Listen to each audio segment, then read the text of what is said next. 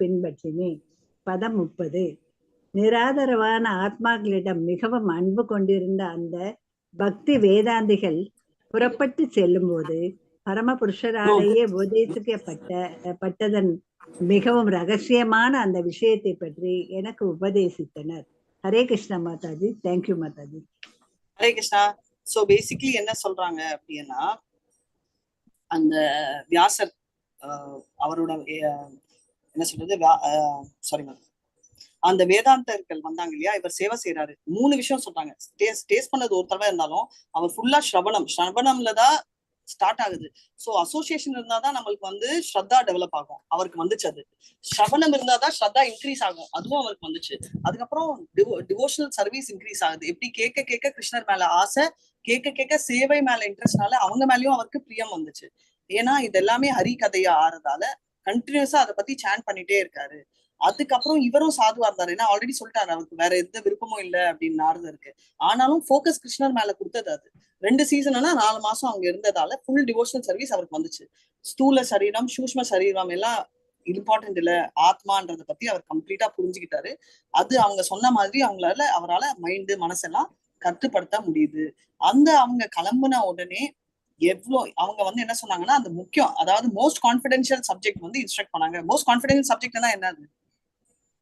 அதுதான் நான் உங்ககிட்ட கேட்கலான்னு இருந்தேன். ரகசியமான அறிவு. அது ரகசியமான அந்த ரகசிய அறிவு என்ன மாதாஜி? எப்படிங்க நான் வந்து தமிழ்ல டிரான்ஸ்லேஷன் நான் கேக்குறேன், நான் அர்த்தம் கேக்குறேன். பிரேமா மாதா புரிஞ்சுக்கிட்டு நைஸா எல்லாரும் ரகசிய அறிவு. ஓகே, பகவத்கீதால ரகசிய அறிவு என்ன?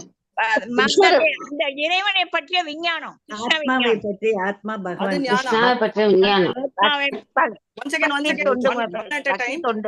ஹரே கிருஷ்ணா. யார் சொன்னீங்க? பக்தி தொண்டு மல்லிகா. இல்ல, கிருஷ்ணாவே. ஹரே கிருஷ்ணா. மல்லிகா பற்றிய ஹரே கிருஷ்ணா. ஒன்னே என்ன சொல்றதுன்னா, யாராவது ஆன்சர் சொன்னாங்களா அதையும் கேட்டுக்கலாம். நம்ம வன்சனவே எப்பமாவது ஒரு தடவை நம்ம காதியம் யூஸ் பண்ணணும். அதுதான் முக்கியம். ஏன்னா எப்பவுமே யூஸ் பண்ணணும். என்னன்னா இன்னும் கிளியரா புரியல மாதாஜி. ஏன் கேள்வி வந்து உங்களுக்கு கிளியரா தெரியணும் பரேமா மாதாஜி. ஏன்னா கேள்வியே உங்க மண்டையில தான் ஸ்டார்ட் ஆச்சு. அதுதான் எனக்கு மைண்ட்ல போச்சு. ஏன்னா நீங்கதான் கான்பிடென்ஷியாலிட்டின்றது என்னன்னு கேட்டீங்க, ரைட்? அதுதான் நான் கேட்டுட்டேன் அதுக்கு முன்னாடி. சோ கான்பிடென்ஷியாலிட்டின்றது என்னன்னா, கான்பிடென்ஷியல் சப்ஜெக்ட் மேட்டர்ன்றது டிவோஷனல் சர்வீஸ், பக்தின்றதுதான் கான்பிடென்ஷியல் சப்ஜெக்ட் மேட்டர். இததான் நம்ம படிக்கிறோம். ஞானா, பிரம்மாஸ்மி இதெல்லாம் இல்ல கான்பிடென்ஷியல். இதெல்லாம் ஒரு கான்பிடென்ஷியல் எல்லாமே தான். பட் குய்ய தமம் ஹையஸ்ட் பகவத்கீதா, ரைட்? அது என்னது? மோஸ்ட் கான்பிடென்ஷியல் வந்து பக்தின்றதுதான். நீங்க சொல்றது I am not the body, I am not the soul வந்து குய்யம், ஃபர்ஸ்ட் லெவல் ஆஃப் கான்ஃபிடன்ஸ். அதுதான் நான் நினைச்சேன் மாதாஜி. நீங்க நினைச்சிட்டு இருங்க, ஆனா அத சொல்லாதீங்க. பட் அதெல்லாம் நான் சொல்லல, அதுக்குதான் உங்களை கேட்டேன் மாதாஜி. ஓகே, நீங்க ஓகே. பட் என்ன சொல்றேன்னா, கரெக்டானது வந்து ஃபர்ஸ்ட் வந்து I am not the body. Pushpa மாதாஜி சொன்னாங்க I am not the body, I am the சோல்ன்றது ஃபர்ஸ்ட் லெவல். அது இல்ல நம்ம அப்ரோச். அதுதான் அவரு நாரதர் பியூட்டிஃபுல்லா கொண்டாடுறாரு. I am not the body, I am not the soul. எனக்கு புரிஞ்சிச்சு. அவங்க கிளம்புற டைம் தான் கான்பிடென்ஷியல் சொன்னாரு. அப்பனா என்ன, சூஷ்ம சரீரம் பத்தி இல்ல டாபிக், அதை விட ஜாஸ்தி. அது என்ன ஞானம்? யாரோ ஒருத்தங்க சொன்னீங்க, வித்யா, டிரான்சென்டல் நாலேஜ். ஓகே, அதுவும் இல்ல. அது நெக்ஸ்ட் மோர் கான்பிடென்ஷியல், ரைட்? அவர் வந்து மெட்டீரியல் கிரியேட் பண்ணாரு 7th chapter, 9th chapter. So ultimately 9th chapter போகுது பக்தி, மோஸ்ட் கான்பிடென்ஷியல். பகவத்கீதாவோட ஹெட்டிங்ஸ் படிங்க ஒருத்தர், உங்களுக்கு தெரிஞ்சிடும். மோஸ்ட் அதுதான் அதான் மாதாஜி. ஆமா, மோஸ்ட் கான்பிடென்ஷியல் வந்து டிவோஷனல் சர்வீஸ். இதுதான் word. Okay. Hare Krishna. Thank you so much. Thank you, ma'am. So short up by couple of minutes. Thank you, Mataji. Hare Krishna. Thank you, Mataji. Ma'am, இன்னும் யாருமே குப்ஜாவை ஏன் விபச்சாரின்னு சொல்லல, கோபிகளை சொன்னாங்கன்னு யாருமே இன்னும் கேட்கலன்னா, அதனால நான் சொல்லல. அவங்க திங்க் பண்ணிட்டு நாளைக்கு சொன்னப்பறம் நான் சொல்றேன். நீங்க ஆன்சர் சொல்றீங்க. Hare Krishna. I'll sign off. இன்னைக்கு இதுல சொல்லிக்கலாம் மாதாஜி. நீங்க ஃபர்ஸ்ட் கேளுங்க. 10:30 மணிக்கு.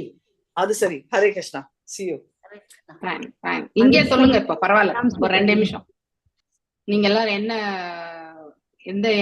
என்ன நினைச்சிருக்கீங்கன்றது சொல்லுங்க. அட்லீஸ்ட் குப்ஜா வந்து விபச்சாரி தான் மாதாஜி முதல்ல. ஓகே. அவ வந்து ஏன்னா பௌதீக ஆசையில தான் அவ வந்து விரும்பினா. அதனால அவளுக்கு அப்புறம் அவருக்கு இப்போ நாம ஒண்ணு கேட்கலாம். அவளுக்கு அந்த குணான அந்த உடலை கொண்டு அவ எப்படி அந்த செயலை செய்ய முடியும்? பகவான் தானே அவளுடைய நிமிர்த்தி விடுறாரு மாதாஜி. அது நிமிர்த்த விட்ட உடனே அவ she became a prostitute. நிமிர்த்தி விட்டோம்னா அவர் மேல ஒரு இது ஏற்பட்டது, அதாவது ஒரு பக்தி ஏற்பட்டது. பகவான் மீது அவளுக்கு வந்து அதாவது பௌதீக ஆசை ஏற்பட்டதுன்னு வேணா சொல்லலாம். ஐ திங்க் இட்ஸ் இல்ல நாட் மாதாஜி, அந்த கூனை நிமிர்த்தின உடனே அவளுக்கு கொஞ்சம் அறிவு வித்யா ஏற்பட்ட உடனே அவர் மேல பக்தி ஏற்பட்டது மாதாஜி. அப்புறம் தான் அவன் மாறுறான். ஓகே, இன்னைக்கு பேசுங்க மாதாஜி, என்ன ரிப்ளை பண்றாங்க நாளைக்கு எனக்கு கொஞ்சம் சொல்லுங்க, சரியா? Okay, okay. இல்ல I don't மாதாஜி, want- அந்த கூனா இருக்கிற வரைக்கும் தன்னை பத்தி இன்ஃபீரியாரிட்டா நினைச்சிருந்திருப்பாங்க. கூன் ஆமா. சரியான உடனே நாம ரொம்ப அழகா போயிட்டோம் அப்படிங்கிற ஒரு இந்த பௌதிக அப்ப இது என்ன பண்புகள் இது? ஆஹ் dualities, இருமை இல்லையா? சரி, இருமைகள். dualities ஆமா. இல்லையா? ஆஹ் நாம அழகு வந்து வந்துருச்சு, அதனால நம்ம ஆசைப்படலாம்னு நினைச்சிருக்கலாம். ஆனாலும் அவ வந்து அது எதனுடைய அடிப்படையில, எதன் அடிப்படையில? அது எல்லாமே பௌதிக புலன்கள் அடிப்படையில தான் அவளுடைய செயல்கள் இல்லையா? ஆனாலும் மாதாஜி, அவ வந்து பௌதிகத்துல இருக்கும் போதே அந்த சந்தன குழம்பு வந்து இவனுக்குதான் எடுத்துட்டு போறா. அவன் பேரு என்ன? அவன் கட்டணும், கம்சனுக்கு எடுத்துட்டு போறா மாதாஜி. ஆனாலும் இவங்களை பார்த்த உடனே அவ வந்து அன்பாலதான் அவங்களுக்கு அத வந்து அந்த சந்தன குழம்பு அவருக்கு பூசி விடுறா. பூசி விட்ட உடனேதானே மாதாஜி அவ வந்து நிமித்துறாரு அவரு. கடமை. அதான் அத வந்து இவருக்கு பூசி விடுறது, அது வந்து ஒரு பெரிய ஒரு நல்ல இதுதான். பூனை நிமிர்ந்த உடனே அழகான உடனே பேட் எண்ணங்கள் வந்துருச்சு. அப்போ நம்ம அழகா இருந்தா நமக்கு பேட எண்ணங்கள் வரும். இல்ல மாதாஜி, ஒரு சிலர் அது அந்த ஒரு மாதிரி தான் ரொம்ப அழகா இருக்கும் அப்படின்ற ஒரு எண்ணம் வந்துடும் இல்ல மாதாஜி? பேசிக்கலி நம்ம புலன்கள் எல்லாம் வந்து கலங்கப்பட்ட புலன்கள் இல்லையா? எப்பவுமே வந்து நம்ம கன்ஃபியூஸ்டா இருப்போம். புலன்கள் வந்து குறையுடையதுதான். 4 விதமான குறைகளோட தான் நாம் இருப்போம் இல்லையா? மாயையில் இருப்பவர்கள் நாம, தவறு செய்பவர்கள் நாம, குறையுடைய புலன்கள் இருப்பவர்கள் நாம இல்லையா? அடுத்து ஏமாற்றக்கூடிய குணமும் நம்மிடத்தில் உண்டு.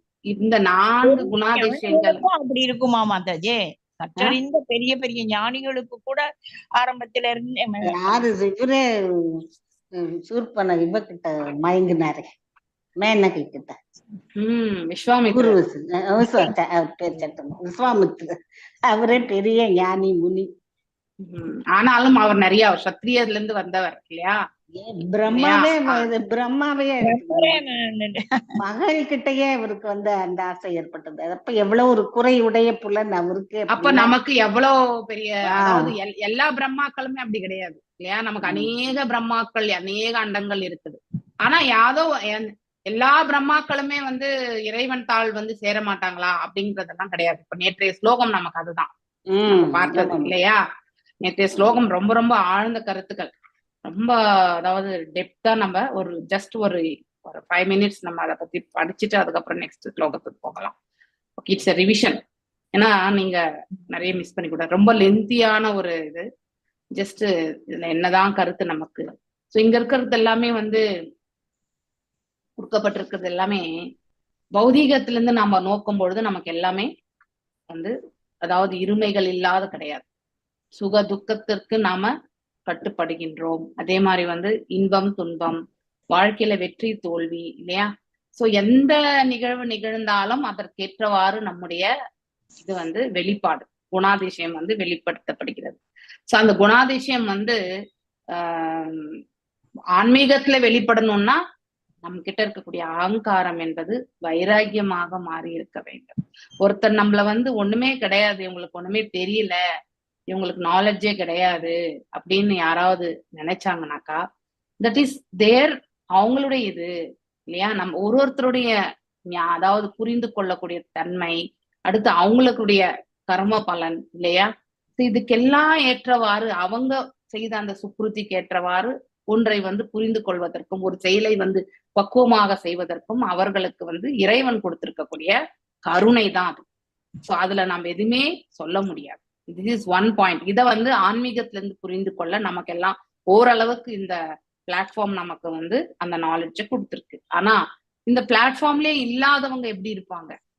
அவங்க எல்லாமே வந்து அப்படியே வரிஞ்சு கட்டி சண்டைக்கு தான் நிற்பாங்க இல்லையா? என்ன நீ எப்படி சொல்லலாம் அப்படின்னு தான் சொல்லுவாங்க இல்லையா? இதை நாம இப்ப கண் கூட நம்ம பார்க்கும்போது நமக்கு எப்படி இருக்கு? ஸோ நாம கூட இப்படிதான் இருந்தோம். ஆனா அதனால என்ன வந்தது நமக்கு? அதாவது உடல் ஆரோக்கியம் இல்லாம போனது இல்லையா? மனசு, அதாவது பிசிக்கல் மென்டல் ரெண்டுமே இம்பாக்ட் ஆச்சு இதெல்லாம். ஆனா அதனால என்ன பிரயோஜனம்?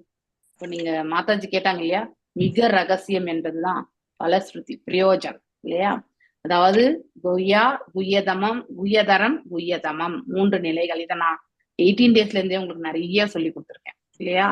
குய்யா என்றால் ரகசியம், குய்யதரம் என்பது மிக ரகசியம், அதுக்கப்புறம் குய்யதமம் என்பது மிக மிக ரகசியம். ஓகே. சோ இந்த 3வதுல இருந்து இந்த 5வது சாப்டருக்குள்ள வர்றது எல்லாமே வந்து பாத்தீங்கன்னா ஈவன் 2nd சாப்டர்லயே ஸ்டார்ட் ஆயிடுது. ஆத்மா இல்லையா, இந்த உடல், இதை பற்றி தெரிஞ்சுக்கிறது ஞானம் இல்லையா. அதுக்கப்புறம் இந்த ஆத்மாவுக்கும் இறைவனுக்கு இருக்கக்கூடிய சம்பந்தத்தை பற்றி தெரிஞ்சுக்கிறது, அதுவும் வந்து நம்ம அதாவது விஞ்ஞானம் என்று படிக்கிறோம். இந்த 3க்கும் இருக்கக்கூடிய ரிலேஷன்ஷிப் தான், அதாவது இந்த உடல், ஆன்மா மற்றும் பரமாத்மா, இந்த 3மே நம்ம படிக்கிறோம் இல்லையா. இந்த 3 தான் நம்ம 13வது அத்தியாயத்துல ரொம்ப டீட்டெயிலா படிக்கிறோம் பகவத்கீதையில இல்லையா. சோ இது எப்படி இந்த ஆன்மாவுக்கும் இந்த ஜீவனுக்கும் இந்த பரமாத்மாவுக்கும் வந்து சம்பந்தம் இருக்கிறது வந்து நம்ம எதன் மூலியமா எஸ்டாப்ளிஷ் பண்ணிக்கிறோம் தெரிஞ்சுக்கிறோம்னாக்கா, பக்தி தொண்டு செய்யும் பொழுதுதான் நம்ம இறைவனோட சம்பந்தம் இருக்குன்றத வந்து நம்மளால தெரிஞ்சுக்கணும். எல்லாத்துக்குமே கனெக்டிவிட்டி வந்து பக்தி தொண்டு தான். ஆனா அந்த பக்தி தொண்டை பத்தி நாம என்றைக்கும் மேன்மையாகவோ அதை புரிந்து கொள்ளக்கூடிய பக்குவத்தோடய நம்ம இருக்கிறது இல்ல. How to serve the supreme இல்லையா. சோ இந்த 2க்கும் சம்பந்தம் எவ்வாறு ஏற்படுகின்றது? த்ரூ சேவாஸ், நவவித பக்திஸ், அதுதான் குய்யதரம். ஹவு டு சர்வ் இல்லையா. அதாவது பகவானுக்கு நம்ம வந்து எவ்வாறு வந்து செயல்படுத்துறது, ஸ்ரவணம், கீர்த்தனம், ஸ்மரணம் இல்லையா, அர்ச்சனம், வந்தனம், சாக்கியம் இல்லையா, அதுக்கப்புறம் வந்து தாஷ்யம், பாதசேவனம், அடுத்து வந்து ஆத்ம நிவேதனம், இந்த 9 பத்தியுமே நம்ம படிச்சிருக்கோம் இல்லையா. சோ இந்த 9மே வந்து நம்ம இந்த 7th சாப்டர்ல இருந்து பாத்தீங்கன்னாக்கா இந்த குய்யதரம், இறைவனுக்கு, இந்த ஆத்மாவுக்கு, இந்த உடலுக்கு, இந்த டீடைல், இதை எப்படி நம்ம வந்து கனெக்ட் பண்றது த்ரூ டிவோஷனல் சர்வீஸ்ன்றத வந்து, இறைவன் என்பவர் யார் இல்லையா, அவர் இந்த பிரபஞ்சத்தினுடைய உரிமையாளர் இல்லையா, நாம் எல்லாம் நம்முடைய இந்த உடலுக்கு மட்டும்தான் உரிமையாளர் இல்லையா, அவரிருந்து பிரிந்து வந்த ஜடசக்திகள்ல தான் நம்ம வாழ்ந்துட்டு இருக்கோம் இல்லையா. இப்படி எல்லாவற்றையுமே நாம வாசிக்கிறோம் 7th சாப்டர். அது குய்யதரம். 7, 8 எல்லாம் வந்து பாத்தீங்கன்னாக்கா குய்யதரம். 9th சாப்டர் வரைக்குமே வந்து உங்களுக்கு வந்து 9th சாப்டர்ல இன்னும் டீட்டெயிலா வந்து பகவான் வந்து சொல்ல ஆரம்பிப்பார். 12வது சாப்டர் தான் நமக்கு வந்து அந்த ஃபுல் ஃபிளெட்ஜா நமக்கு பக்தியை பற்றி எடுத்துரைக்கிறது. அதுதான் வந்து பலஸ்ருதி. நமக்கு யார் ஒருத்தர் வந்து அந்த பக்தியில திளைத்திருக்கிறார்களோ, எந்த ஒரு எதிர்பார்ப்பும் இன்றி எல்லாம் வல்ல இறைவன் வந்து நமக்கு வழி நடத்துகிறார் இல்லையா. அந்த 12வது சாப்டர்ல வந்து எத்தனை விதமான பக்திகள் இருக்குன்றத படிச்சிருக்கோம் இல்லையா. ஃபர்ஸ்ட் வந்து கேவல பக்தி அல்லது அனன்ய பக்தி, அது முடியலையா அட்லீஸ்ட் நம்ம வந்து சாதன பக்தியாவது பண்ணணும். சாதன பக்தியில வந்து நம்ம சகாமத்திலேயாவது பண்ணணும். அடுத்து வந்து நிஷ்காமத்திலேயாவது பண்ணணும். இப்படி நம்ம வந்து ஞானத்தை அபிவிருத்திக்கணும், தியானம் செய்யணும். இது எல்லாமே எனக்கு செய்ய தெரியாது அப்படின்னு சொல்றவங்க வந்து தான் செய்யக்கூடிய செயல்களுடைய பலன்களை துறக்கிறது. எந்த ஒரு பலனை எதிர்பார்க்காம செய்யணும். நீ பக்தி பண்றியோ இல்லையோ, பலனை எதிர்பார்க்காம செய். அந்த அப்படி செய்யும் போதாவது உனக்கு அந்த பக்குவம் வரும் இல்லையா. சோ இந்த மாதிரியான நிலைகள் இருந்து செயல்படுத்தக்கூடிய ஒரு பக்தன் வந்து அவர் வந்து யாரெல்லாம் மிகவும் பிரியமானவர்கள் அப்படிங்கிறதையும் வந்து 13வது ஸ்லோகத்திலிருந்து 20வது ஸ்லோகம் வரைக்குமே பக்தி யோகத்துல நாம படிக்கிறோம் இல்லையா. சோ பகவான் இடத்துல வந்து இந்த மாதிரி நிலைகள் இருக்கிறவங்க எனக்கு மிகவும் பிரியமானவர் அப்படின்னு சொல்லிட்டு 13th ஸ்லோகத்துல இருந்து 20th ஸ்லோகம் வரைக்கும் பகவான் சொல்வார். சோ ஒருத்தர் வந்து அந்த 12வது அத்தியாயம் மிக முக்கியமானது அத்தியாயம். அது 12வது சிம்பிளான அத்தியாயம் தான். ஆனா நாம அத வந்து கரெக்டா படிக்கணும். ஏன்னா அந்த கண்டிஷன்ஸ் எல்லாம் எனக்கு டக்குன்னு ஞாபகம் வரல. ஸோ எப்படி இந்த அனன்ய பக்தி எல்லாம் ஞாபகம் வந்ததோ அந்த ஃப்ளோ, ஆனா அது எனக்கு ஞாபகம் வரல. ஸோ நல்ல ஒரு நிமிஷம். ஸோ நீங்க இதெல்லாம் வாசிக்கணும். 12th chapter is very very very important. Actually எல்லா சாப்டருமே இம்பார்ட்டன்ட் தான். ஆனா நம்ம வந்து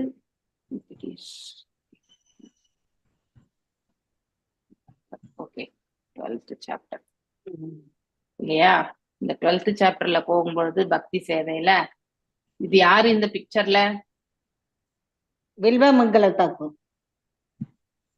அவர் என்ன பண்ணாரு? அவரு கண்ணையே அவரால் அந்த புலனை அவருடைய புலனை வந்து கட்டுப்படுத்தவே முடியல அவருக்கு இல்லையா.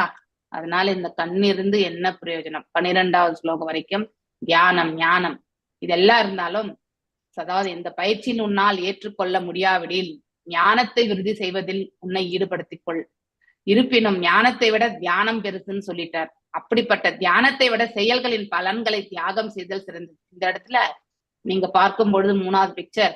சோ சிறு பிராயத்துல கண்ணன் வந்து வீட்டுல என்ன இருக்கோ அதை எடுத்துட்டு போய் கொடுத்துட்டு, நாம கூட நம்ம வீட்டுல குழந்தைங்க எல்லாமே நாம செஞ்சிருக்கோம். இப்ப அந்த மாதிரி கிடையாது. இப்பெல்லாம் வந்து என்னது பேக்கெட் மணியே வந்து ஒரு பேடிஎம் அந்த மாதிரி எல்லாம் வந்து போட்டு கொடுத்துட்றாங்க இல்லையா? எல்லாமே ஆன்லைன் டிரான்சாக்ஷன் ஆயிடுச்சு. ஆனா நாமெல்லாம் சிறு பிராயத்துல இருக்கும்போது 5 பைசா 10 பைசா இல்லையா, ஒரு ஐஸ், அதாவது பால் ஐஸ், குச்சி ஐஸ் இப்படி எல்லாம் நம்ம நிறைய வாங்கி சாப்பிட்டுருப்போம் இல்லையா? சேமியா ஐஸ் அந்த மாதிரி எல்லாம் வரும். ஆனா அதை என்ன பண்ணுவோம், வீட்டுல எல்லாம் இருக்கு, போய் 5 பைசா இருக்கா 10 பைசா இருக்கா அம்மாட்ட கேட்டு வாங்கிட்டு போயிட்டு நம்ம என்ன பண்ணுவோம், கொடுப்போம். ஆனா பகவான் வாழ்ந்த காலத்துல எல்லாமே வந்து இந்த கையில என்ன இருக்குன்னாக்க பண்டமாற்று முறைதான். வீட்டுல இருந்தக்கூடிய ஒரு நெல்லு இந்த மாதிரி என்ன பண்ணாரு அவர் சிறு கைகள்ல வந்து பிடிச்சுக்கிற அளவுக்கு இருக்கக்கூடிய அதை எடுத்துட்டு போயிட்டு அந்த வியாபாரம் செய்யக்கூடிய அந்த அம்மையார் கிட்ட கொடுக்குறாரு இல்லையா? சோ அவங்க ஃப்ரூட்ஸ் விற்கிறவங்க, அவங்க கிட்ட கொடுத்து அந்த இதை கொடுத்துட்டு அதை கொடுங்கோ அப்படின்னு சொல்லிட்டு, அந்த குழந்தை கிருஷ்ணரை பார்த்து அவங்க எல்லாமே அந்த அவர் கையில எவ்வளவு பிடிச்சுக்க முடியும், அந்த நெல்லுனால அவங்க என்ன சாப்பிட முடியும், இருந்தாலும் அதை கொடுத்து வாங்கணும்ன்ற அந்த பாவம் இருந்தது இல்லையா? சோ அவங்க அந்த குழந்தை கிருஷ்ணரை பார்த்து அவங்க கிட்ட இருந்த அந்த ஃப்ரூட்ஸ் எல்லாமே எடுத்து கொடுக்குறாங்க.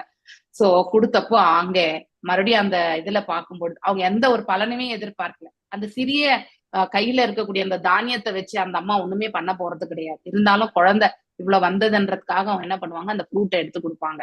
சோ அப்படின்னா எந்த எதிர்பார்ப்புமே இன்றி அந்த தாய் வந்து செய்ததை வந்து பகவான் வந்து கருணை பார்த்தீங்கன்னாக்கா அவங்களுடைய கூட நிறைய பாத்தீங்கன்னா ரத்தினங்களா இருந்ததா சொல்லப்படுகிறது இல்லையா? சோ அப்படி நம்ம இந்த பக்தி பண்ணும் பொழுது பக்தி வந்து தானா வரல, ஈடுபாடு என்பது இமீடியட்டா வராது யாருக்குமே இல்லையா? ஈடுபாடு என்பது நமக்கு சுலபத்துல வராது. ஆனாலும் அதை நாம வந்து அதாவது பிராக்டிஸ் பண்ண சாதன பக்தி பண்ண நமக்கு கண்டிப்பா வரும். இந்த 13வதுல இருந்து 20வது ஸ்லோகம் வரும் பாத்தீங்கன்னாக்கா குவாலிட்டிஸ் வச்சு பாத்தீங்கன்னா இந்த இடத்துல எவன் ஒருவன் பொறாமை இல்லாதவனாகவும் எல்லா உயிர்களுக்கும் அன்பான நண்பனாகவும், அப்படின்னா யாருக்கிட்டயுமே எனிமிட்டி இருக்கக்கூடாது. சோ அதாவது அஜாத சத்ருவாக, யாரது யுதிஷ்டிர மகாராஜ் ஒருத்தர் தான் அஜாத சத்ரு. தனக்கு பாதகமே வரும் அப்படிங்கிற ஒரு சுச்சுவேஷன் இருந்தாலும் தன்னுடைய விரோதியாக நினைக்கக்கூடிய ஒருத்தர்கிட்ட தன்னுடைய அதாவது தர்மமா இருக்கக்கூடிய தன் பக்கமே வந்து அதர்மமாக இருந்தாலும் ஏற்றுக்கொள்ளக்கூடிய பக்கம் வந்து யுதிஷ்டிர மகாராஜுக்கு தான் இருந்தது இல்லையா? தவறு தன் தரப்பில் இருந்தாலுமே அதை ஏற்றுக்கொண்டார் அவர். சோ அப்படி அஜாத சத்ரு. அதனால சத்ருக்கு ஏன் என்ன இப்படி இருக்கா, நாமளா இருந்தானே சொல்ல லூசா, நம்மளை பத்தி போய் நாமளே வந்து யாராவது தாழ்த்தி பேசிக்குவாங்களா அப்படின்னு தான் நம்ம பேசுவோம். ஆனா அவர் வந்து தர்மத்தை வந்து பரிபாலித்தவர். அது எந்த ஒரு நிலையிலுமே அவர் வந்து அதை கட்டி காக்கணும்னு நினைச்சவர் அவர் இல்லையா? இஸ் தர்ம பர்சனிஃபைடு பர்சன். அதனால வந்து அது என்னைக்குமே அவர் வழுவக்கூடாதுன்னு நினைச்சார்.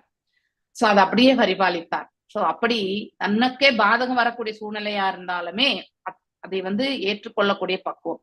சோ எல்லா உயிர்களுக்கும் அன்பான நண்பனாக இருக்கக்கூடிய தகுதி அந்த நபருக்கு மட்டும்தான் உண்டு. சோ எந்த பாகுபாடும் பார்க்காம தன்னை உரிமையாளராக கருதாதமாக, we are not the owner. இங்க எதுவுமே ஓன் பண்றதுக்கு நமக்கு எதுவுமே கிடையாது இல்லையா? there is nothing we can own here. அகங்காரத்திலிருந்து விடுபட்டவனாகும். சோ எப்ப உரிமை உணர்வுகளே எப்போ வரும்னா நம்ம அகங்காரத்துல இருக்கும் பொழுதுதான் வரும். இந்த ப்ராப்பரேட்டர்ஷிப் நான் இல்லையா, அது பதவியா இருக்கலாம், பொசிஷனா இருக்கலாம், இல்ல வந்து ஒரு ப்ராப்பர்ட்டிக்கு நம்ம உரிமையாளரா இருக்கலாம். இந்த 3 நிலைகள்ல தான் நம்ம எப்பயுமே ஆதிக்கத்தை செலுத்துவோம் இல்லையா? சோ அந்த மாதிரி ஒரு நிலையில இருந்தாலும் அங்கே வந்து பாத்தீங்கன்னாக்கா அகங்காரத்திலிருந்து விடுபட்டவனாக இருக்கு. எனவே அந்த பதவியை கொடுத்திருந்தாலும் யுதிஷ்டிர மகாராஜே எடுத்துக்கோங்க, இவன் தோ ஹஸ் பீன் இந்த எர்த்த ஃபுல்லாவே அவர் தான், இந்த எர்த் பிளானட் அவர் தான் ரூல் பண்ணார் இல்லையா? 32 ஆண்டுகள் வந்து ரூல் பண்ணார். ஆனா அவர் எப்படி ரூல் பண்ணார்? பகவானுடைய அறிவுரைகள் மற்றும் பீஷ்மருடைய அறிவுரைகள் மற்றும் பிராமணர்களுடைய அறிவுரைகள் அந்தந்த காலகட்டத்தில் இல்லையா? சோ அவருடைய வில் பிரகாரம் அவர் எதையுமே வந்து ரூல் பண்ணது கிடையாது. So one who acts as per is will வந்து அது தவறான ஒரு பாதைக்கு தான் இட்டு செல்லும். அங்கேதான் அகங்காரம் என்பது கொடுக்கப்பட்டிருக்கு. ஸோ இந்த ரூலிங் வந்து எப்படி இருக்கணும்? Even though he was a monarchy, அவரே அதாவது பாத்தீங்கன்னாக்கா அவரு நம்ம குடியாட்சி தான் இருந்தாலுமே ஆனாலும் அவர் வந்து அழகா, அதாவது ஒரு செயின்ட்லி கிங்கா இருந்தா சனாதன முறைப்படி பண்ணார். ஆமா ஆமா, வர்ணாசிரமத்தை வந்து ஃபாலோ பண்ணி அவர் வந்து செய்தார். சோ அப்போ பிராமணர்களுடைய அறிவுரைகள், அவர் அந்த யானை இறந்ததுன்னு அப்ப கூட சொல்ல ரொம்பவே யோசிச்சாரு போர்ல. ஆமா, அஸ்வத்தாமன் என்ற யானையை வந்து, ஆனா அவர் சொல்லிட்டார் கடைசியில சொன்னதை வந்து கேக்குற நிலைமையில வந்து துரோணாச்சாரியார் சொன்னாரு. ஆனா துரோணர் கேட்கல. ஏன் சொல்லுங்க? the impact of the word நம்ம எப்படி நம்ம சொல்றோம்ன்றது, எதை முதல்ல சொல்றோமோ அதை பாதிதான் கேட்போம். நமக்கு அந்த பொறுமையே கிடையாது. மோகத்துல வேற இருக்காரு மகன் மேல அவ்வளவு மோகம். ஆமா. சோ இன்ப துன்பங்களில் சமநிலை உடையவனாகவும், அதாவது இரட்டை தன்மையிலிருந்து அவர்கள் விடுபட்டவனாக இருக்கணும். சகிப்பு தன்மை, டாலரன்ஸ் இல்லையா, ஹியூமிலிட்டி. சகிப்பு என்றாலே ஹியூமிலிட்டி. எப்பொழுதும் திருப்தி விட்டு சுய கட்டுப்பாடு உடையவனாகவும் தனது மனதை புத்தியையும் எண்ணில் நிறுத்தி இறுதியுடன் பக்தி தொண்டில் ஈடுபட்டுள்ளானே அத்தகைய பக்தன் எனக்கு மிகவும் பிரியமானவன் சொல்லிட்டு பகவான் இந்த ஸ்லோகத்துல சொன்னார். யாருக்கும் தொல்லை கொடுக்காமல் இது நம்ம இருக்கலாம், யாராலும் தொந்தரவு செய்யப்படாமல், என்ன தொந்தரவு செய்யப்படாமல் எல்லாம். ஆமா, யாராவது தொந்தரவு செய்யாம இருப்பாங்களா? நம்மள கண்டிப்பா தொந்தரவு செய்வாங்க. ஆனா நாம தான் அதை வந்து தொந்தரவா எடுத்துக்க கூடாது. அந்த மாதிரி ஒரு, அதாவது ஒரு நிலையே வரணும். இன்பம் துன்பம் பயம் மற்றும் ஏக்கத்தில் சமாளினுடன் எவனொருவன் இருக்கின்றானோ அவன் எனக்கு மிகவும் பிரியமானவன் பகவான் சொல்றார் இல்லையா. எவனொருவன் சாதாரண செயல்களை சார்ந்து வாழாமல் இல்லையா, அதாவது நம்ம அன்றாட வாழ்க்கையில வந்து நாம அடுத்தவர்களை வந்து சார்ந்து வாழக்கூடாது. சோ என்ன இருக்கோ அதுல வந்து நம்ம வந்து திருப்தி கொள்ளக்கூடிய மனப்பக்குவம், இல்லையே என்ற ஏக்கமும் இருக்கக்கூடாது, இருக்கின்றதே என்ற அகங்காரத்தையும் வெளிப்படுத்தக்கூடாது. தூய்மையாக நிபுணனாக கவலைகளின்றி, சோ இல்லைன்றதுக்காக நம்ம வந்து கவலைப்படாம இருப்போமா? கண்டிப்பா கவலைப்படும். ஆனாலும் அதை கவலைகளின்றி, எந்த நிலை இருந்தாலும் கவலை இருக்கக்கூடாது. எல்லாவித வலிகளிலிருந்து விடுபட்டவனாகும். அப்படின்னா ஆல் பெயின் அப்படின்னாக்கா இந்த பிரபஞ்சத்துல வெறும் வலிதான் இருக்குமே, எல்லாருக்குமே இது ஒரே நிலைதான். சோ நமக்கு வலி இருக்கு அவங்களுக்கு இல்லை அப்படின்லாம் கிடையாது. அவங்களும் ஏதோ ஒரு விதத்துல எதையோ ஒண்ணு எதிர்பார்த்திருப்பாங்க, அந்த வலி என்பது அவங்களுக்கு இருக்கும். சோ எதிர்பார்ப்புகள் என்று வந்த பொழுது ஆட்டோமேட்டிக்கலி வலியும் இருக்கும் இல்லையா. ஆனா அந்த எதிர்பார்ப்புகள் இல்லாம நிலைக்கு போகும்பொழுது நமக்கு வலியை, அதாவது வந்து பாத்தீங்கன்னா தானா வரக்கூடிய அந்த விஷயங்களா இருந்தாலுமே அது நமக்கு வந்து துன்பமாக தோன்றாது. ஏதேனும் பலனுக்காக முயற்சி செய்யாதவனாக உள்ளானோ எனது அத்தகு பக்தன் எனக்கு மிக பிரியமானவன் சொல்லிட்டார் இல்லையா. பலன் கருதும் செயல்கள், பலனால் வரக்கூடிய அந்த செயல்களால் வந்து பாதிக்கப்படாமல் இருக்கக்கூடியவன் தான் எனக்கு மிகவும் பிரியமானவர் என்று சொல்லலாம். ஒருவன் ஒருபோதும் மகிழ்வதில்லையோ, துன்பப்படுவதில்லையோ, புலம்புவதில்லையோ, இந்த மூணாவது வார்த்தை நமக்கு ரொம்பவுமே பொருந்தும் இல்லையா. சோ புலம்பி தீர்த்துருவோம். உலகத்துல வந்து நம்மள மாதிரி கஷ்டப்படுற ஜீவன்கள் யாருமே கிடையாது. உனக்கு என்ன தெரியும் நான் எவ்வளவு கஷ்டப்பட்டேன் இல்லையா. சோ அந்த மாதிரி நம்முடைய அப்பா அம்மா கூட நமக்கு சொல்லியிருக்காங்க, இவ்வளவு கஷ்டப்பட்டோம் நாங்க, யாருமே கஷ்டப்பட்டிருக்க மாட்டாங்கன்னு நமக்கு சொல்லுவாங்க. இங்க அது வந்து சொல்லக்கூடியது ஒரு அட்வைஸ்க்காக, அந்த ஆங்கில தான் நம்ம எடுத்துக்கணுமே ஒழிய சோ எல்லாருமே கஷ்டப்படுறாங்க அதுதான் தெரிஞ்சுக்கணும். ஈவன் குழந்தைகள் கூட அவங்கவுங்க லெவலுக்கு அவங்கவுங்களுக்கு அது கஷ்டம்தான். அப்படி புலம்புவதில்லையோ, ஆசைப்படுவதில்லையோ, மேலும் எவனொருவன் மங்களம் அமங்கலம், இது இந்த இரட்டைத்தன்மை இரண்டையுமே துறக்கின்றானோ, இது மங்களம் என்று இதை மட்டும் எடுத்து வச்சுக்கிறது, இது அமங்கலம்ன்றது வந்து அதை வெறுத்து ஒதுக்கிறது. ஃபார் எக்ஸாம்பிள் நான் வந்து மங்களமான எனக்கு ஏதாவது ஒரு செயல் கொடுத்தா அதை ரொம்ப ஏற்றமா எடுத்துட்டு செய்யறது இல்லையா. அதே மாதிரி ஒரு ஃபியூனரலுக்கு போகணும்னா அதை தவிர்த்துறது. இது இப்படி இறுதி மரியாதைகள் என்பது கொடுப்பதற்காக தான் நம்ம ஃபியூனரலுக்கே போறோம் இல்லையா. சோ அது அமங்கலம் அப்படின்றது. அந்த மாதிரி வெறுப்பும் இருக்கக்கூடாது, அதிகமான விருப்பமும் இருக்கக்கூடாது. இரண்டையுமே நம்ம ஒன்று போல பாவிக்கக்கூடிய ஒரு பக்குவம் வரணும். அப்படின்னா இது ஒரு கிரைட்டீரியாவே கிடையாது. இது மங்களம் என்றதுனால நம்ம அதை அப்படியே பொக்கிஷம் பண்ண வேண்டிய அவசியமும் கிடையாது. இது அமங்கலம்ன்றதுனால அதை வந்து தூரமா ஒதுக்கி எறிய வேண்டியதும் அவசியம் கிடையாது. இரண்டுமே கலந்ததுதான் இங்க மனித வாழ்க்கையே இல்லையா. இங்க பிறப்பு ஒன்று இருக்கும்பொழுது எவ்வாறு மரணம் என்பதை தவிர்க்க முடியாதோ அதே மாதிரி மங்களங்கள் என்று இருந்தால் அங்கே அமங்கலங்களும் சிலதெல்லாம் இருக்கும். ஒருவருடைய வாழ்க்கையில இரண்டுமே வந்து இருக்கக்கூடிய ஒன்றுதான். ஸோ மங்களத்தையுமே நம்ம பார்த்திருப்போம், அமங்கலத்தையும் நம்ம பார்த்திருப்போம் இல்லையா. எக்ஸாம்பிள் திருமணம் என்பது நமக்கு அது மங்களகரமா தெரியும், மரணம் என்பது நமக்கு ஒரு அமங்கலமா தெரியும் இல்லையா. அந்த சூழல் ஸோ மரணத்தை தவிர்க்க முடியாது, ஆனா அதுல அமங்கலம் என்று தெரிந்து கொள்வதற்கு சொல்வதற்கு எதுவுமே கிடையாது. It is a part of life. எல்லா ஜீவன்களுமே அதை வந்து கடந்து செல்லணும், அவ்வளவுதானே தவிர மத்தபடி வேற எதுவுமே கிடையாது. சோ அந்த மாதிரி ஒரு மனப்பக்குவத்தை நாம எடுத்துட்டு இருக்கணும்.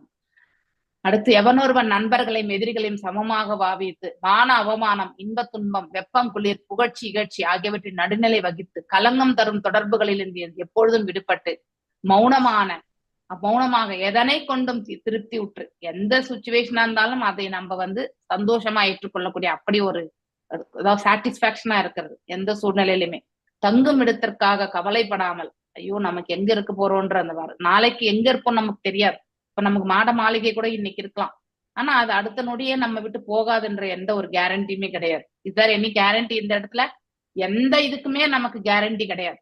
அப்படின்னு அதை நாம புரிஞ்சுட்டாலே எங்க இருக்கிறோம் அப்படிங்கறத பத்தி யோசிக்க வேண்டாம். இறைவன் நமக்கு எந்த இடத்துல கொடுத்திருக்காரோ அந்த இடத்துல இருப்போம் அப்படிங்கிற ஒரு பக்குவம், அப்படிங்கிற ஒரு நிலைக்கு நம்ம மனசு வந்தாதான் வந்து அறிவில் நிலை பெற்று பக்தி தொண்டில் அவனால வந்து சுலபமாக பக்தி தொண்டுல வந்து நல்ல விதத்துல ஈடுபட முடியும். அப்படிப்பட்டவனே எனக்கு மிகவும் பிரியமானவர்னு பகவான் சொல்லியிருக்கார். பக்தி தொண்டும் இந்த அழிவற்ற பாதையை, இந்த வார்த்தை ரொம்ப முக்கியம் இல்லையா? அதாவது ஏது தர்மாமிருதம் இதம் யதோக்தம் பர்யுபாசதே ஸ்ரத்தா நமத் பரமா பக்தாஸ்தே அதீவமே பிரியஹ. அதாவது அழிவற்ற பாதை இந்த பக்தி தொண்டு என்பது. ஒரு முறை நீங்க ஸ்டார்ட் பண்ணிட்டீங்கன்னா இறுதியில இறைவனுடைய பாதங்களை சேர்ற வரைக்கும் தான் டெஸ்டினேஷன். அதுதான், அது வரைக்கும் இது தொடர்ந்துட்டே இருக்கும். நாம எத்தனை பிறவைகள் எடுத்தாலுமே என்னை பரம இலக்காக வைத்து, த கோல், த சுப்ரீம் கோல், அந்த நிலையில வச்சு பரம நித்தியமான இலக்கு இல்லையா? சோ நித்தியமான இலக்காக வைத்து நம்பிக்கையோட என்னை தன்னை ஈடுபடுத்துபவர்கள் எனக்கு மிக மிக பிரியமானவர்கள் என்று பகவான் வந்து சொல்றார். இது பில்வமங்கல தாகுராருடைய முந்தைய வாழ்க்கை கதை சொல்லி அதுக்கப்புறம் வந்து கரண்டா அவருடைய கதை. ஸோ இத வந்து நம்ம வாழ்க்கையில ஒரு எக்ஸாம்பிளா எடுத்துக்கலாம். 4 ரெகுலேஷன்ஸ்ல ஒரு ரெகுலேஷன் இவர் என்ன, அதாவது இல்லிசிட், அதாவது ரிலேஷன்ஷிப், அதுலதான் போய் விழுறார் இல்லையா? சாபத்தினால் தான் அவர் வந்து விழறார் அந்த இடத்துல. ஆனா அந்த ப்ராஸ்டியூட்டா வரவ யாரு? சாபம் கொடுத்தவள் தான்.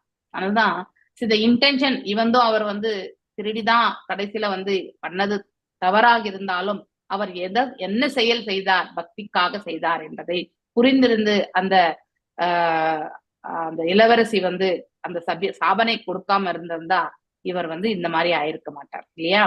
சோ அந்த சாபத்தினுடைய விளைவு இவர் வந்து அவர் பக்தியே மறந்து அடுத்த இதுல வந்து பாத்தீங்கன்னாக்கா அவர் எப்பொழுதுமே அந்த விபச்சாரி வீட்டுக்கே போயிட்டு இருந்தார் இல்லையா? சோ அதாவது மழையும் இடி மின்னல் மழை எதுவா இருந்தாலும் பெணம் மிதந்துன்னு வருதுன்னா அந்த பெணத்தையே புடிச்சுட்டே வந்து சேர்ந்துட்டார் அந்த விபச்சாரி வீட்டுக்கு இல்லையா? அவளே வந்து குருவானாள் இல்லையா? அவளுடைய வார்த்தை வந்து இவருக்கு வந்து அந்த அப்போ அவருடைய முந்தைய ஜென்மத்தினுடைய அந்த சுக்ருதி இல்லையா? அதனால அவருக்கு வந்து அந்த நினைவுகள் பக்திதான் மேன்மை என்பதை உணர்ந்து அதுக்கப்புறம் கண்ணனையே வழிபட்டு திருந்தனாலும் மீண்டும் அந்த புலன்களுக்கு அடிமையாகுவதை கண்டு இந்த கண் இருக்கிறதுனால்தானே நாம வந்து பார்க்க தோன்றுகின்றது அப்படிங்கிற அந்த உணர்வு வந்து இறுதி வரைக்கும் பகவானை நமக்கு வந்து வழி நடத்துவார் என்பதற்காக அவர் என்ன பண்ணார், 2 கண்களையுமே அதாவது எடுத்து போட்டார். சோ அப்படி அந்த மாதிரி ஒரு பக்தி என்பது நமக்கு மிக மிக முக்கியமானது. சோ நம்ம இந்த பகவத்கீதையிலேயே நாம் என்ன படிக்கிறோம்? பக்தி தான் படிக்கிறோம். தட் இஸ் டிவோஷனல் சர்வீஸ் தான் படிக்கிறோம். அதுதான் நம்மளுடைய காரணம். 5 விதமான அதாவது பாத்தீங்கன்னா பண்புகளை, இது பண்புகள் கிடையாது, வராத காரணங்களை படிக்கிறோம். ஒண்ணு ஜீவாத்மா, இன்னொன்னு பரமாத்மா இல்லையா? இந்த பிரகிருதி, இந்த பௌதீக இயற்கை, அடுத்து வந்து காலம், இது 4மே நித்தியமானதுதான். ஒன்றே ஒன்று கர்மா. இந்த ஜீவன் ஆற்றக்கூடிய கர்மா மட்டும்தான் டைனமிக், மாற்றத்திற்கு உட்பட்டது. இது மட்டும்தான் மாறிண்டே இருக்கும். இது 4மே வந்து எட்டர்னல். இதை வந்து நம்ம மாத்த முடியாது.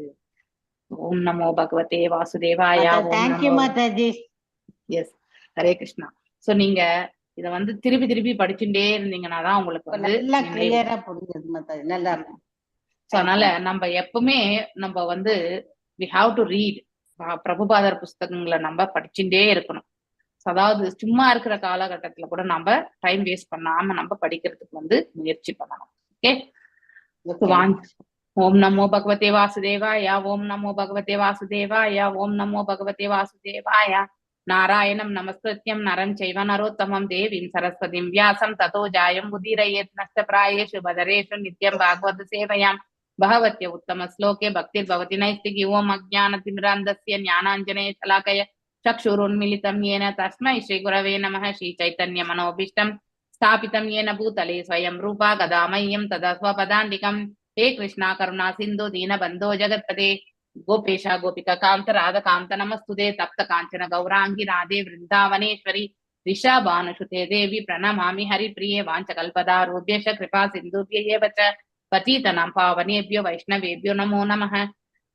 जय श्री कृष्ण चैतन्य प्रभु नित्यानंद श्री अद्वैत गदाधर श्रीवासदि गौर भक्त वृंदा नमो ओम विष्णु पादाय कृष्ण प्रेष्ठाय भूतले श्रीमति भक्ति वेदांत स्वामिने नामिने नमस्ते सारस्वती देवे गौरवाणी प्रचारिणे निर्विशेष शून्यवादे पाश्चात्य देशधारिणे जय श्री कृष्ण चैतन्य प्रभु नित्यानंद श्री अद्वैत गदाधर श्रीवासदि गौर भक्त वृंद हरे कृष्ण कृष्ण कृष्ण हरे हरे हरे राम राम राम हरे हरे। ओके पद्मा माताजी 16வது श्लोकम वासिंगो। ये द्विहासक्त मनस कर्मसु स्रत्यान् अनविदाः कुर्वन्त्या प्रतिष्ठितानि नित्यान्यपि सकृदसनसः। यस वासिंग हरे कृष्ण माताजी। ये विहासक्त मनस कर्मसु श्रद्धान्विताः कुर्वन्त्य प्रतिषिध्यानि नित्यान् अपि च கிருதுஸ்னசக। ஏ அவர்கள் தூ ஆனால் இக இந்த உலகில் ஆசக்த அடிமைப்பட்டு மனச மனங்கள் கர்மசு பலன் தரும் செயல்களிடம் ஸ்ரத்தையா நம்பிக்கையுடன் அன்விதா அழிக்கப்பட்டு குருவந்தி நிகழ்த்து அப்பிரதிஷித்தானி முடிவுக்கு பற்றுடன் நித்தியானி விதிக்கப்பட்ட கடமைகள் அபி நிச்சயமாக நித்தியானி விதிக்கப்பட்ட கடமைகள் அபி நிச்சயமாக ச மற்றும் கிறிஸ்தக மீண்டும் மீண்டும் மொழிபெயர்ப்பு ஆல் கோஸ் டு ஸ்ரீல பிரபுபாதால். இந்த பருவுலகத்தோடு மிகவும் ஒன்றி போனவர்கள் விதிக்கப்பட்ட கடமைகளை மிகவும் நன்றாகவும் சிறந்த நம்பிக்கையுடனும் நிறைவேற்றுகிறார்கள். அவர்கள் தினமும் விதிக்கப்பட்ட அந்த கடமைகளை பலன் கிடைக்கும் வண்ணம் பற்றுடன் செய்கிறார்கள். பொருளுரை. இந்த பதத்திலும் பின்வரும் 6 பதங்களிலும் ஸ்ரீமத் பாகவதம் லோகாயுதத்தில் மிகவும் பற்றுள்ளவர்களை குறை கூறுகிறது. உலகியல் வசதிகளின் இன்பத்தில் பற்று கொண்டவர்கள் குறிப்பிட்ட சடங்குகளை நிகழ்த்தி யாகம் செய்ய வேண்டும் என்று வேத நூல்களில் ஆணையிடப்பட்டுள்ளது. அவர்கள் மேலுலக கோள்களுக்கு உயர்த்தப்பட்ட அவர்களின் தினசரி வாழ்க்கையில் குறிப்பிட்ட விதிகளையும் ஒழுங்குமுறைகளையும் கடைபிடிக்க வேண்டும். அந்த மனிதர்கள் எந்த நேரத்திலும் வீடு பெற இயலாதவர்கள் என்று இந்த பதத்தில் குறிப்பிடப்பட்டுள்ளது. ஒவ்வொரு தேவரும் தனிப்பட்ட கடவுள் என்ற உணர்வுடன் தேவர்களை வழிபடுபவர்கள் ஆன்மீக உலகிற்கு உயர்த்தப்பட இயலாதவர்கள் என்றால் தங்களின் பருநிலைக்கு உயர்த்தப்பட வேண்டும் என்பதற்காக கடமைகளில் பற்று கொண்டவர்களை பற்றி என்ன சொல்வது? ஹரே கிருஷ்ண மாதாஜி. ஹரே கிருஷ்ண மாதாஜி. ஒண்ணுமே புரியல மாதாஜி. ஒண்ணுமே புரியல. பார்க்கலாம். இது போன ஸ்லோகத்தினுடைய கண்டினியூஷனா நம்ம பார்க்கணும். சோ இந்த ஸ்லோகத்துல நாம என்ன பிரம்மா என்பவர் யார் என்பதை நம்ம ஃபர்ஸ்ட் நேற்று அவ்வளவு பெரிய பவர்பட் ஆக்சுவலி.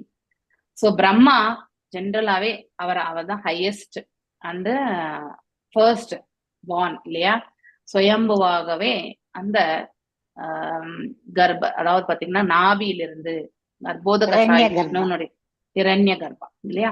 கர்ப்போத கஷாயினுடைய நாபியிலிருந்து தோன்றியவர். இதுல நமக்கு எந்த சந்தேகமும் கிடையாது இல்லையா? சோ அவருடைய இதுனாக்கா பக்குவம் ஒரு நாம எல்லாருமே 78% நிலைக்கு போகும்பொழுது நம்ம விடுதலை காண அந்த நிலைக்கு நம்மளால போக முடியும். சோ அதே நிலையில இருக்கக்கூடியவர் தான் பிரம்மா. ஆனாலும் அவர் எந்த ஒரு குணாதிசயத்துக்கு அதிபதி? அவர் ரஜோகுணத்திற்கு அதிபதி. ரஜோகுணத்துல எப்பவுமே நமக்கு அந்த தான் கிரேட்னஸ் என்ற அந்த உணர்வு உண்டு இல்லையா. மேலும் அந்த ஒரு நிலை வரும்பொழுது இது எல்லா பிரம்மாக்களுக்குமே பொருத்தமானது கிடையாது. இன் ஜெனரல் பொதுவான விதி பிரகாரம் பிரம்மா தன்னுடைய ஆயுட்காலம் முடிந்த பிறகு அவர் பகவானுடைய திருப்பாதங்களை சேர்வார். அவர் பக்குவம் அடைந்திருப்பார். சோ இறைவன் தனக்கு கொடுத்திருக்கக்கூடிய கட்டளை என்ன இல்லையா, கடமைகள் என்ன, அதை அவர் செவ்வனே செய்வார். அதற்காக அவர் பிரார்த்தனைகள் கூட வைக்கிறது நம்ம செகண்ட் அண்ட் தேர்ட் கேண்டோல கூட நம்ம சில ஸ்லோகங்கள்ல நம்ம படிச்சிருக்கோம் இல்லையா. சோ எனக்கு நான் இந்த குணாதிசயத்திற்கு அதிபதியாக இருந்தாலும் கூட எந்த ஒரு சூழ்நிலையிலுமே நான் அகங்காரத்தை வெளிப்படுத்தக்கூடாது என்று பகவான் கிட்ட பிரார்த்தனை செய்கிறார். அதையும் நாம இந்த பாகவதத்துல படிச்சோம். So in spite of that sometimes நாம கூட பிரார்த்தனை பண்றோம். ஆனா சில சமயத்துல நமக்கு கூட எப்பயாவது கோபம் நாமளும் பேசுறோம் இல்லையா. அதுதான் பிறவியினுடைய குணமே இல்லையா. சோ நம்முடைய பிறவி குணம். அது போல அவருக்கு கொடுத்திருக்கக்கூடிய குணாதிசயம் ரஜோ குணம். சோ அதனால அந்த ரஜோ குணத்தால் அவர் கண்டிப்பா தவறுகள் என்பது செய்வார் இல்லையா. அதே மாதிரி இப்போ பிரம்மாவும் விதி விலக்கு கிடையாது தவறி விழுவதற்கு. அவருக்கும் அது கண்டிப்பாக நிகழக்கூடிய ஒன்று என்பதை அந்த தாத்பரியத்தை உணர்த்துவதுதான் இந்த ஸ்லோகமே. சில யாரோ ஒரு பிரம்மா இந்த மாதிரி செய்வார். எல்லா பிரம்மாக்களுமே அப்படி கிடையாது இல்லையா. எல்லா பிரம்மாக்களுமே ஜென்ரலான விதி இறைவன் அவருடைய ஹிருதயத்துல இருந்து வேதங்களை எல்லாம் அவருக்கு வழங்கி இல்லையா, இந்த இரண்டாம் படைப்பை அவர் எவ்வாறு எடுத்து செல்லணும் அப்படிங்கறதெல்லாம் சொல்லி அதற்கேற்றவாறு அவர் அந்த அதாவது உயிர் வாழிகளையும் படைக்கிறது இதெல்லாம் நாம படிச்சோம் இல்லையா. 84 லட்சம் விதமான உயிர் வாழிகளை படைக்கிறாரு அவர் தான். சோ மேலும் அந்த அளவுக்கு ஹையஸ்டா சிவபெருமானுமே அவரிடமிருந்துதான் தோன்றியவர் என்று சொல்லப்படுகிறது இல்லையா. சிவபெருமான் பீயிங் ஹையஸ்ட், அவரும் பாத்தீங்கன்னா கிரேட்டஸ்ட் வைஷ்ணவா அவர் இல்லையா. 86% ஆஃப் ஆப்புலன்சஸ் இல்லையா. 64ல 56 ஆப்புலன்சஸ் அவர் பெற்றிருந்தார். சோ பகவான் மீது பக்தி கொண்டு. சோ இப்படி இந்த ஹையஸ்ட் லெவல் ஜீவனா இருக்கக்கூடிய அவர் யாரு, பிரம்மா. அவரும் கூட தவறு இழைக்க மாட்டார் என்ற கேரண்டி எதுவுமே கிடையாது. So there is no guarantee இல்லையா. எத்தனை ரிஷிமுனிகள் தவறி விழுந்திருக்காங்க. இப்ப நீங்க விஸ்வாமித்திரரை பத்தி சொன்னீங்க. அந்த மாதிரி எத்தனையோ ரிஷிமுனிகள் தங்களுடைய வைராகியத்தை பாத்தீங்கன்னா சில சமயத்துல காம்ப்ரமைஸ் ஆயிடுறது இல்லையா. அதெல்லாம் தவறு என்பது அதாவது இழக்கிறார்கள், தவறு செய்கிறார்கள். அதனால அவர்கள் கீழான ஒரு நிலைக்கு தள்ளப்படுகிறார்கள். அப்படி இந்த பிரம்மரும் தான் சுயம்புவாக வந்தது இல்லையா. பகவானுடைய நாபிலிருந்து வந்த பிறகு நான் தான் இந்த இரண்டாம் படைப்பை நான் தான் செய்யறேன் சோ அப்படின்னு நான் சுதந்திரமானவர் என்று ஒருவேளை அந்த பிரம்மர் நினைக்க ஆரம்பித்தால் அடுத்து அவர் எங்கே பிறக்கணும், இந்த புவி வாழ்க்கையிலதான் மீண்டும் இறங்கி வரணும். இந்த ஜீவன் தான் அதிகமான பக்குவத்தை அடைந்து பிரம்மா எனக்கூடிய அந்த பதவியை ஏற்கின்றது. ஒருவேளை அந்த குவாலிபிகேஷனே இல்லைன்னா எல்லாம் வல்ல இறைவனே ஒரு அதாவது பாத்தீங்கன்னா விரிவங்கமாக அவரே பிரம்மாவா உட்கார்ந்துருவார் இல்லையா. இதையும் நாம படிச்சிருக்கோம். அந்த இப்ப கூட நம்ம ஒரு கம்பெனில அதாவது வேகன்சிஸ் இருக்கு, அதற்கான தகுதிகள் இதுன்னு சொல்லியிருப்பாங்க. இந்த டிகிரி பண்ணிருக்கணும், இத்தனை வருஷம் இந்த ஃபீல்ட்ல ஒர்க் பண்ணிருக்கணும் எல்லாம் கேட்பாங்க இல்லையா. அதற்கு இன்டர்வியூக்கு வரவங்க அதுல மேப்பிங் ஆகலைன்னா அந்த பொசிஷன் ஓப்பனா தான் இருக்கும் இல்லையா. அதுக்கப்புறம் அங்கே இருக்கக்கூடிய இன்டர்னல்ல இருக்கக்கூடியவங்களே யாராவது ஒருத்தரை என்ன பண்ணுவாங்க, they will take it up அந்த டாஸ்க் இல்லையா. ஷேர் பண்ணி பண்ணுவாங்க, இல்லைன்னா ஸ்வயம் அந்த இன்சார்ஜே என்ன பண்ணுவார், அவரே அந்த வேலையை எடுத்துட்டு செய்ய ஆரம்பிச்சிருவாங்க. ஸோ அந்த ஹையர் ப்ரொஃபஷன் வரும்போது இந்த நிலைகள் எல்லாமே கண்டிப்பா அடிஷ்னல் டியூட்டியா பண்ணுவாங்க இல்லையா. அது போல பகவான் தன்னுடைய ஒரு விரிவங்கமா போய் அந்த இடத்துல பிரம்மராக இருந்து செயல்படுவார். ஸோ இதுல உங்களுக்கு எந்த டவுட் இல்லை இல்லையா. சோ இங்கே பிரம்மன் சிவபெருமான் போன்ற தேவர்களால் எந்த உயிரினத்திற்கும் விடுதலை அளிக்கவே முடியாது. This is the truth. இதை நாம் தெரிஞ்சுக்கணும். அதாவது இவங்க எல்லாருமே இறைவனால படைக்கப்பட்டவங்க. அப்புறம் அவங்க எப்படி விடுதலைக்கான அவர்களை வணங்கினால் அவர் விடுதலை கொடுப்பாருங்க. கண்டிப்பா நிச்சயமான விடுதலை என்பது கிடையாது. இந்த பிரபஞ்சத்துல இருந்து வேணா அவங்களுக்கு விடுதலை கிடைச்சு அவங்க இருக்கக்கூடிய உலகத்திற்கு வேணா அவங்க செல்லலாமே ஒழிய மத்தபடி அவங்களால அவங்களுக்கு இந்த இந்த பௌதிக உலகத்தை விட்டே பர்மனண்டா போகக்கூடிய அந்த நிலை எல்லாம் வல்ல இறைவன் ஒருத்தர் மட்டும் தான் கொடுக்க முடியும் இல்லையா. பகவத்கீதையிலும் இது உறுதி செய்யப்பட்டது போல கிருஷ்ணராகிய பரமபுருஷ பகவானிடம் மட்டும் சரணடையும் ஒருவர் மாயையின் பிடியில் இருந்து விடுபட முடியும். பிரம்மன் இங்கு ஆத்தியஸ்திர சரணாம் என்று அழைக்கப்படுகிறார். அதாவது ஆத்யஸ்திர சரணாம், அவர் முழு முதலில் படைக்கப்பட்ட உயிரினமாக, அதுதான் அந்த மீனிங் ஆக்சுவலி. சோ முதல்ல வந்தவர் அவர்தான், ஆதி இல்லையா. அவரது சொந்த பிறப்பிற்கு பிறகு அவர் முழு மின்வெளிப்பாட்டையும் படைக்கிறார் இல்லையா. இந்த காஸ்மிக் கிரியேஷன் எல்லாமே நடக்கிறது. படைப்பு பற்றிய செய்திகள் முழுவதும் அவர் பகவானால் அறிவுறுத்தார், ஹிருதயத்திலிருந்து இல்லையா சொன்னார் வேத சாஸ்திரங்கள். அவர் இங்கு வேத கர்ப்பா என்று சொல்லப்படுகிறது. அதன் பொருள் வேதங்களின் முழு நோக்கமும் அறிந்தவர் என்பது பொருள். முழுமையான நோக்கம் என்பது பகவானுடைய திருப்பாதங்களை அடைவதுதான். அதன் பொருள் அவர் எப்பொழுதும் மரீச்சி, காஷ்யப்பர், சப்தரிசிகள் போன்ற சிறந்தவர்களாலும் சிறந்த சிறந்த அறிவாளர்களாலும் யோகிகளாலும் குமாரர்களாலும் போர்க்குமாரர் பல பிற ஆன்மீக நிலையில் முன்னேறிய உயிரினங்களாலும் தொடரப்படுகிறார் இல்லையா. அவரை தொடர்ந்துதான் இவங்க எல்லாருமே வர்றது இல்லையா. படைப்புகள் எல்லாம் வருது. சோ அதாவது 4 பெருமுனிவர்கள் மற்றும் 7 பிற முனிவர்கள் மற்றும் 14 மனுக்கள், இவங்க 5 பேருமே 25 பேருமே 25 இல்லையா. அதாவது 4 + 7 11, 11 + 14 14 மனுக்கள் 25 பேர். இது எல்லாமே பிரம்மருடைய மனதிலிருந்து தோன்றியவர்கள் என்றும் சொல்லப்படுகிறது இல்லையா. அந்த சில இடங்கள்ல நம்ம வாசிக்கும்போது பிரஜாபதிகள் இல்லையா, அவரால தோற்றுவிக்கப்படுகிறது. சோ இந்த இடத்துல ஆனால் அவர் பிரம்மாவிலிருந்து பகவானுடைய இதிலிருந்து மனதிலிருந்து தோன்றியவர்கள் என்று பகவத்கீதையில படிச்சிருக்கோம். ஆனா இதெல்லாமே இன்டைரக்டா வரக்கூடியது. ஏன்னா அவர் யாருடைய ஹிருதயத்திலிருந்து வேத சாஸ்திரங்களை படைத்தல் ஆகிய அந்த இதெல்லாமே யாருடைய ஹிருதயத்திலிருந்து சொன்னார், அதாவது பிரம்மருடைய ஹிருதயத்திலிருந்து சொன்னார். இதையும் நாம படிச்சோம் இல்லையா. அதனாலதான் அவருக்கு மானச புத்திரர்கள்னு சில பேரு கூட உண்டு. ஆனால் அவருக்கு பகவானிடமிருந்து வேறுபட்ட சொந்த ஆர்வம் உள்ளது. தான் வேத திருஷ்டையா, இந்த பதம் ரொம்ப ரொம்ப முக்கியம். பிரம்மா சில சமயம் தான் பகவானிருந்து விடுபட்ட சுதந்திரமானவர் என்று நினைக்கிறார். அவர் தன்னை 3 சமமான சுதந்திர அவதாரங்களில் ஒன்றாக நினைக்கிறார் இல்லையா. சோ புருஷ அல்ல குண அவதாரங்கள் என்று பொருள். பிரம்மாவிடம் படைக்கும் பொறுப்பு ஒப்படைக்கப்பட்டுள்ளது.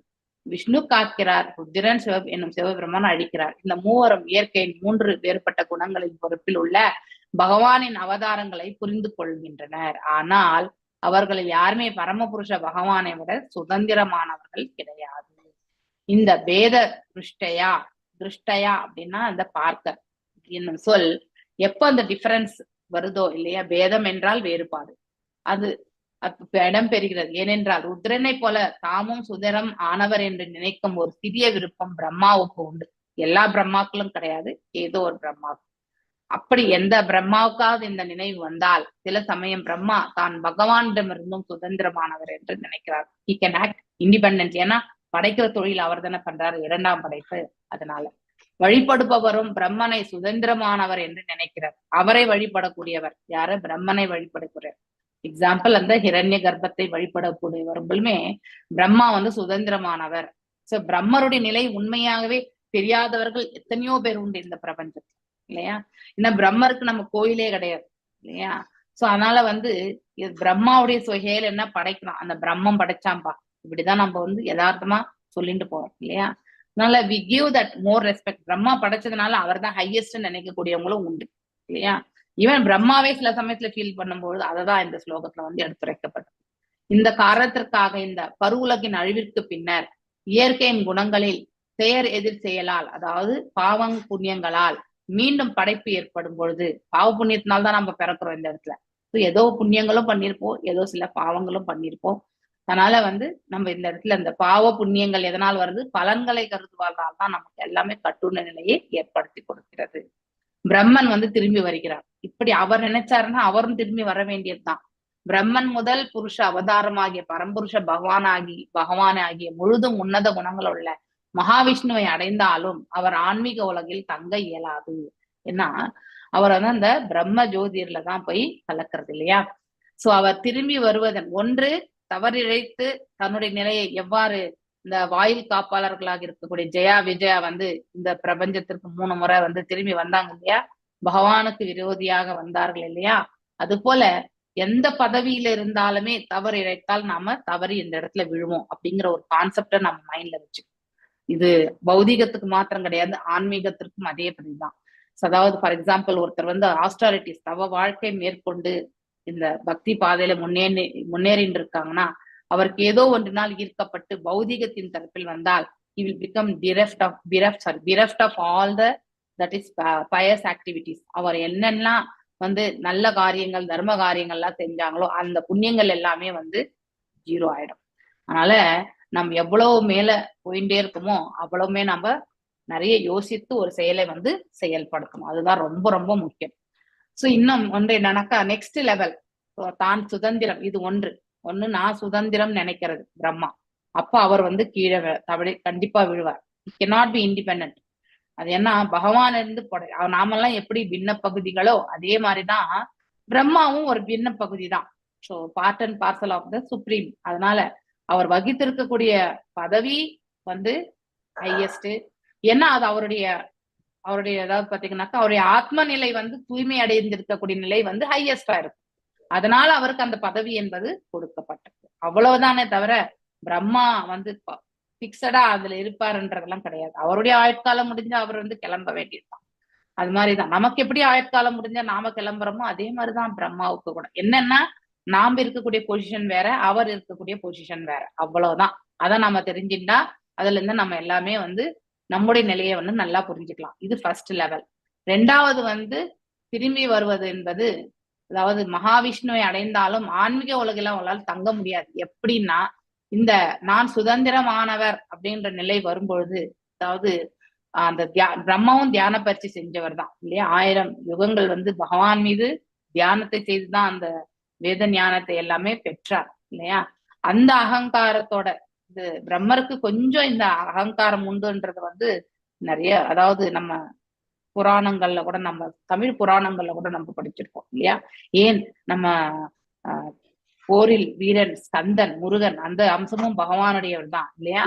சோ அவருக்கே பிரம்மனுக்கே வந்து அறிவுரை 5 தலை இருந்ததுன்னு சொல்லுவாங்க தாஜி. முருகன் தான் அவர் தலையை அவருடைய ஹெட் வெயிட்னால அந்த தலையை கொய்துட்டாருன்னு சொல்லி கதை கந்த புராணத்துல வரும். கதை மறந்து கந்த புராணத்துல அவர் தலைய வந்து கர்வத்தால ஒரு தலைய வெட்டி எடுத்துட்டாருன்னு சொல்லி. எனக்கு தெரியாது, நான் வாசிக்காதனால அதை நான் சொல்ல முடியாது. ஆனா அவர் வந்து அகம்பாவத்தை வெளிப்படுத்தக்கூடியவர் தான். ஏன்னா ரஜோகுணத்துக்கே உரித்தான குணம் அவர்கிட்ட அப்பப்போ கண்டிப்பா குடிக்கொள்ளும் இல்லையா. அதனால மேலும் அவரும் வந்து தியானத்துல இருந்தவர் தான். சோ மோஸ்ட்லி மேக்ஸிமம் இருந்ததுனால மட்டும்தானே மாதாஜி அவர் வந்து மற்ற எல்லாம் ஒரு ஹையஸ்ட் பர்சன் தானே மாதாஜி. இப்ப உங்களுடைய பர்ஸ்பெக்டிவ்ல நான் ரொம்ப பெஸ்ட் பர்சனா உங்களுக்கு தோன்றலாம் இல்லையா. ஆனா என்கிட்டயும் சில குறைபாடுகள் என்பது கண்டிப்பா இருக்கும் மாதாஜி. ஆனா அதை நான் ஏற்றுக்கொள்ள பெரிய பொசிஷன்ல இருக்காரு. அதே மாதிரிதான் எல்லாருக்குமே உண்டு. பௌதிக உலகத்துல எல்லாருக்கும் எல்லாமே இருக்கும். எல்லாருக்குமே அந்த ப்ராப்ளம் உண்டு. ஆனா அதை உணர்ந்து நாமும் தவறு இழைக்கக்கூடியவர்கள் தான். நாமும் வந்து பெரிய கிரேட் பர்சனாலிட்டி கிடையாது அப்படிங்கறத உணர்ந்து செயல்படணும். அப்படிப்பட்டவர்களிடத்தான் அப்ப அந்த கர்வம் வந்து மாறிடும். அப்ப அந்த கர்வம் பிரம்மனுடைய குறைச்சுதான் மதிப்பு போட வேண்டியதா இருக்கு. கோயில் இருக்கு, அது பௌர்ணமி போது ரொம்ப கூட்டம் இருக்கும். ஓகே, அதாவது பிரம்மரை வழிபடுறதுக்கான கோயில்கள் மிக மிக எங்கேயோ 1-2 தான் இருக்கு. எல்லா இடத்துலயும் கிடையாது. திருப்பட்டூர்னு ஒரு ஊர்ல பிரம்மா கோவில் இருக்கு மாதாஜி. அங்க ஜாதகத்தையே கொண்டு போய் வச்சு பூஜை பண்ணிட்டு வருவாங்க. ஏன்னா தலையெழுத்து மாறும் அங்க வச்சாங்க அப்படின்னு சொல்லுவாங்க. திருப்பட்டூர் திருச்சி பக்கத்துல இருக்கு மாதாஜி பிரம்மா கோயில். இந்த கொடுமுடியில இருக்கு மாதாஜி. கொடுமுடியில இருக்கு. ஓகே ஓகே ஓகே, இப்ப நம்ம இதுல போயிடலாம். சோ இந்த பருவுலகின் அழிவிற்கு பின்னர் இயற்கையின் குணங்களின் எதிர் செயல்களால் மீண்டும் படைப்பு ஏற்படும் பொழுது பிரம்மன் வந்து திரும்பி வருகிறார். பிரம்மன் முதல் புருஷ அவதாரமாகிய பரமபுருஷ பகவான் ஆகிய முழுதும் உன்னத குணங்கள் உள்ள மகாவிஷ்ணுவை அடைந்தாலும் அவர் ஆன்மீக உலகில் வந்து தங்க இயலாது. ஏன்னா அவருக்கு இருக்கக்கூடிய அந்த பக்குவத்தை பற்றி நாம தெரிஞ்சுக்கணும் இல்லையா. எப்ப தான் என்ற அந்த அகங்காரம் இருக்கும் பொழுது, தான் உயர்ந்தவர் என்னும் போது இறைவனிடத்துல வந்து நாம கண்டிப்பா செல்ல முடியாது. இஃப் ஹி ஃபீல்ஸ் நான் கிரேட்னு நான் நினைச்சேன்னா நான் யாருக்காவது தாழ் பண்ணிவேனா. So I only feel highest இல்லையா. நம்ம இந்த மனிதனாக இருக்கக்கூடிய நமக்கே அது உண்டு. நம்ம எத்தனை பேரை நம்ம அன்றாட வாழ்க்கையில பாக்குறோம். அவர் அவ்வளவு சாதிக்கிறார், அவ்வளவு பண்றார், ஹையஸ்ட் பொசிஷன், பவர், பொசிஷன், பதவி எல்லாமே நம்ம எல்லாமே பாக்குறோம் இல்லையா? பொருள் ஈட்டக்கூடிய தன்மை, இதெல்லாம் அவர் ஹையஸ்ட் ஆகும்பொழுது அதை கொண்டு நாம என்ன பண்றோம்? ரெஸ்பெக்ட் பண்றோம். உண்மையிலே அவர் ஏழையா இருக்கும்போது நம்ம ரெஸ்பெக்ட் பண்ணிருக்கோமா? கிடையாது இல்லையா? அவருடைய நிலையை கண்டு நாம ரெஸ்பெக்ட் பண்றோம். ஆனா அந்த அந்த ரெஸ்பெக்ட் எப்படிப்பட்டவங்களுக்கு கொடுக்கணும்னா, இறைவன் தாழ் பண்ணிப்பவர்களுக்கு கொடுக்கணும். ஒரு பியூர் டிவோட்டிக்கு நம்ம இல்லையா? அதை விட ஹையஸ்ட் பொசிஷன் எதுவுமே கிடையாது. உண்மையான ஹையஸ்ட் பொசிஷன் அதுதான். ஒரு தூய பக்தர் என்ற நிலைதான் உண்மையான. ஆனா அதை பக்தர் அல்லாதவர்களும் இந்த பௌதிக கண்களோடே செயல்படக்கூடியவர், காது புலன்களோடு செயல்படுபவர்களுக்கு கண்டிப்பா தெரியாது. சோ இப்படி அவர் திரும்பி வருவதன் தெளிவான தனி சிறப்பு அறியப்படலாம். பிரம்மா, சிறந்த ரிஷிகள் மற்றும் யோகத்தின் சில சிறந்த குரு இவர்கள் சாதாரணமாகும் உயிரினங்கள் அல்ல. ஆனா அவர்கள் மிகவும் வல்லமை படைத்தவர்கள், அறிவார்ந்த யோகத்தின் எல்லா முழுமைகளையுமே பெற்றவர்கள் ஆக்சுவலி இல்லையா? சோ அப்படி எல்லாத்தையுமே பெற்றிருந்தாலும் ஆனாலும் இன்னும் பரமனுடன் ஒன்றாவதற்கு முயற்சி செய்யும். இது நெக்ஸ்ட் மாயாவத தத்துவம். ஈவன் பிரம்மா ஆல்சோ எப்ப அந்த அகங்காரத்திற்கு அவர் வருகிறார் என்றால், அவரும் கூட அதாவது தான் உயர்வு என்று எண்ணிக்கொண்டு செயல்படும் நான் அகம் பிரம்மாஸ்மி என்பது நானே பிரம்மன், நானே கடவுள் என்ற நிலைக்கு வரும்பொழுது அவர் அந்த நிலைக்கு வரார். பிற யோகிகளை பற்றியும் இந்த இடத்துல சொல்லப்பட்டு இது மாயாவாத தத்துவம். சோ ஆனால் இன்னும் பரமனுடன் ஒன்றாவதற்கு முயற்சி செய்ய விரும்பும் அவர்களிடம் உள்ளது. அதனால் அவர்கள் திரும்ப வர வேண்டும். அதாவது மீண்டும் வருவதற்கான அந்த நிலை வல்லமை படைத்தவர்கள். அவங்க அஷ்ட சித்திகளை பெற்றிருக்கலாம் இல்லையா? நிறைய ஆப்புலன்சஸ் கூட அவங்க கிட்ட இருக்கலாம். சோ அவங்களால முடியாதது எதுவுமே கிடையாது என்றதையும் அவர்களால செய்து காட்ட முடியும்.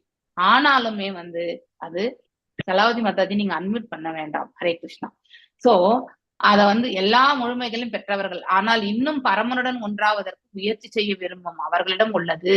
அதனால் அவர்கள் திரும்பி வர வேண்டும். அதாவது அறிவார்ந்த யோகத்தின் எல்லா முழுமைகளும், ஒரு யோக பயிற்சினால் அடையப்பட வேண்டிய அனைத்து சித்திகளையும் சரி, என்ன நிலை பெறணுமோ அவங்க கண்டிப்பா அதை அடைகிறார்கள். ஆனாலும் அவர்கள் பரமனுடன் ஒன்றாவதற்காக முயற்சி செய்யும் விருப்பம் அவர்களிடத்துல உண்டு. அதாவது சாயுஜ்ய முக்தி. ஓகே, இது இம்பர்சனல், ஞாபகம் வச்சுக்கணும். அதனால் அவர்கள் திரும்பி வர வேண்டும். சாயுஜ்ய முக்தி இருந்தால் அவர்கள் பிரம்ம ஜோதிர்ல தான் போவாங்க இல்லையா? பிரம்ம ஜோதிர்ல இருந்தா there is no guarantee that நம்ம அங்கே இருப்போன்றதும் கிடையாது. மேலும் இந்த சாயுஜ்ய முக்தியை விரும்புபவர்கள் இறைவனுக்கு திருத்தொண்டு புரியக்கூடிய அந்த பாக்கியம் என்பது அவர்களுக்கு கிடையாது இல்லையா?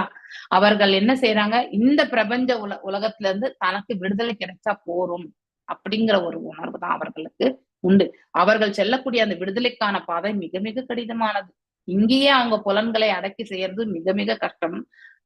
அதற்கு மேல என்னன்னாக்கா, இந்த பௌதிக உடலை விட்டு அவர்கள் பிரயாணிக்கும் பொழுது ஒவ்வொரு உலகத்தையுமே தாண்டி, அதுக்கப்புறம் மகத்தத்துவத்தை தாண்டி, பிரஜாரவரை தாண்டி, அதுக்கப்புறம் தான் அவங்க பிரம்ம ஜோதிற்கு செல்கிறார்கள். அது வெரி ஹையஸ்ட் ப்ராசஸ். அது நம்மளால கண்டிப்பா பரிவால். ஏன்னா ஒவ்வொரு இடத்துலயுமே அவருக்கு ஆப்புலன்சஸ் அதாவது வழங்கப்படும். யாராவது ஒருத்தர் அங்க இருக்கக்கூடிய வைபவங்கள் மீது இருக்கப்பட்டால் அவர்கள் அங்கேயே பிறவி எடுத்து விடுவார்கள். சோ அந்த மாதிரி ஒரு நிலை. அதனால அவங்களோட விடுதலைக்கான மார்க்கத்துக்கு ஒவ்வொரு ஸ்டெப்லயுமே நிறைய பரீட்சைகள் உண்டு. So it is not easy for ஞானி. ஸோ அதனால அந்த முழுவதுமாக தூய்மை அடையாதவர், அதாவது ஈர்க்கப்படும் பொழுது இந்த பிரபஞ்சத்துல, அல்லது அறிவில்லாதவர் என்று அதாவது ஸ்ரீமத் பாகவதத்துல சொல்லப்பட்டு, எஸ், ஏன்னா அவங்களுடைய டெஸ்டினேஷன் என்ன என்பதை மோட்சம் என்று நினைக்கிறார்கள். ஆனால் அதற்கான உண்மையான தாத்பரியம் என்னன்றது தெரிஞ்சுக்கலாம். அவங்க இறைவனுக்கு மோட்சம் என்பது எப்பொழுதுமே இறைவனுக்கு நாம தொண்டாற்றக்கூடிய செயல்ல இருக்கிறது தான் அதுதான் பக்தி. பக்தியற்ற நிலையில நாம மேல ஏன் உள்ள வாயிலுக்குள்ள போக முடியாது அப்படின்னா, உள்ள இருக்கிறவங்க எல்லாம் என்ன செய்யறாங்க? எல்லாமே இறைவனுடைய தொண்டில் ஈடுபட்டு இருக்காங்க. இவங்க ஆல்ரெடி பகவானுக்கு இது லாஜிக்கலா நாம திங்க் பண்ணா கூட இல்லையா? சோ இவங்களை வாயில விட்டாங்கன்னா கூட உள்ள போய் இவங்க இறைவனுக்கு எதுவும் தொண்டு புரிய மாட்டாங்க. இல்ல இவங்கள அங்கேயும் 10 பேர் கண்டிப்பா கத்துப்பாங்களா இல்லையா? கண்டிப்பா கத்துப்பாங்க. அதனாலதான் திருத்தொண்டு புரியறதுக்கான ஸ்தலம் எதுவோ அந்த ஸ்தலத்துல இந்த மாதிரி இருக்கக்கூடிய நிலை, அதாவது எப்பவுமே எந்த செயலற்ற நிலையில இருக்கணும் அப்படிங்கிறவங்களுக்கு அந்த இடத்துல இது கிடையாது, என்ட்ரன்ஸே கிடையாது. சோ அங்க உள்ள இருக்கிறவங்க எல்லாருமே திருத்தொண்டு தான் புரியறாங்க. பிரம்ம ஜோதிர்ல இணையறதுனால அவங்க இணையறது என்பது ஜஸ்ட் பகவானோட இணைந்து விடுவது கிடையாது. அவங்க ஏன்னா அவர்கள் பகவான் மீதே தியானத்தை வந்து, அதாவது பக்தி கொள்ளக்கூடிய அந்த நிலை வந்து அதுல அவங்களுக்கு கிடையாது. வெறுமனே அந்த பிரம்ம ஜோதிக்கு பிரகாசத்துக்கு போகணும். அதனாலதான் அவங்களோட இலக்கு வந்து பர்ஃபெக்ட் கிடையாது. அதனாலதான் அவங்க திரும்பி வர வேண்டிய ஒரு சான்சஸ் உண்டு. இந்த ஸ்லோகத்துல ரொம்ப அற்புதமா சொல்லியிருக்காங்க. முதல் புருஷ அவதாரம் ஆகிய மகாவிஷ்ணுவுடன் சென்ற போதிலும், முதல் புருஷ அவதாரம் யாரு? அந்த பிரம்ம ஜோதிர்.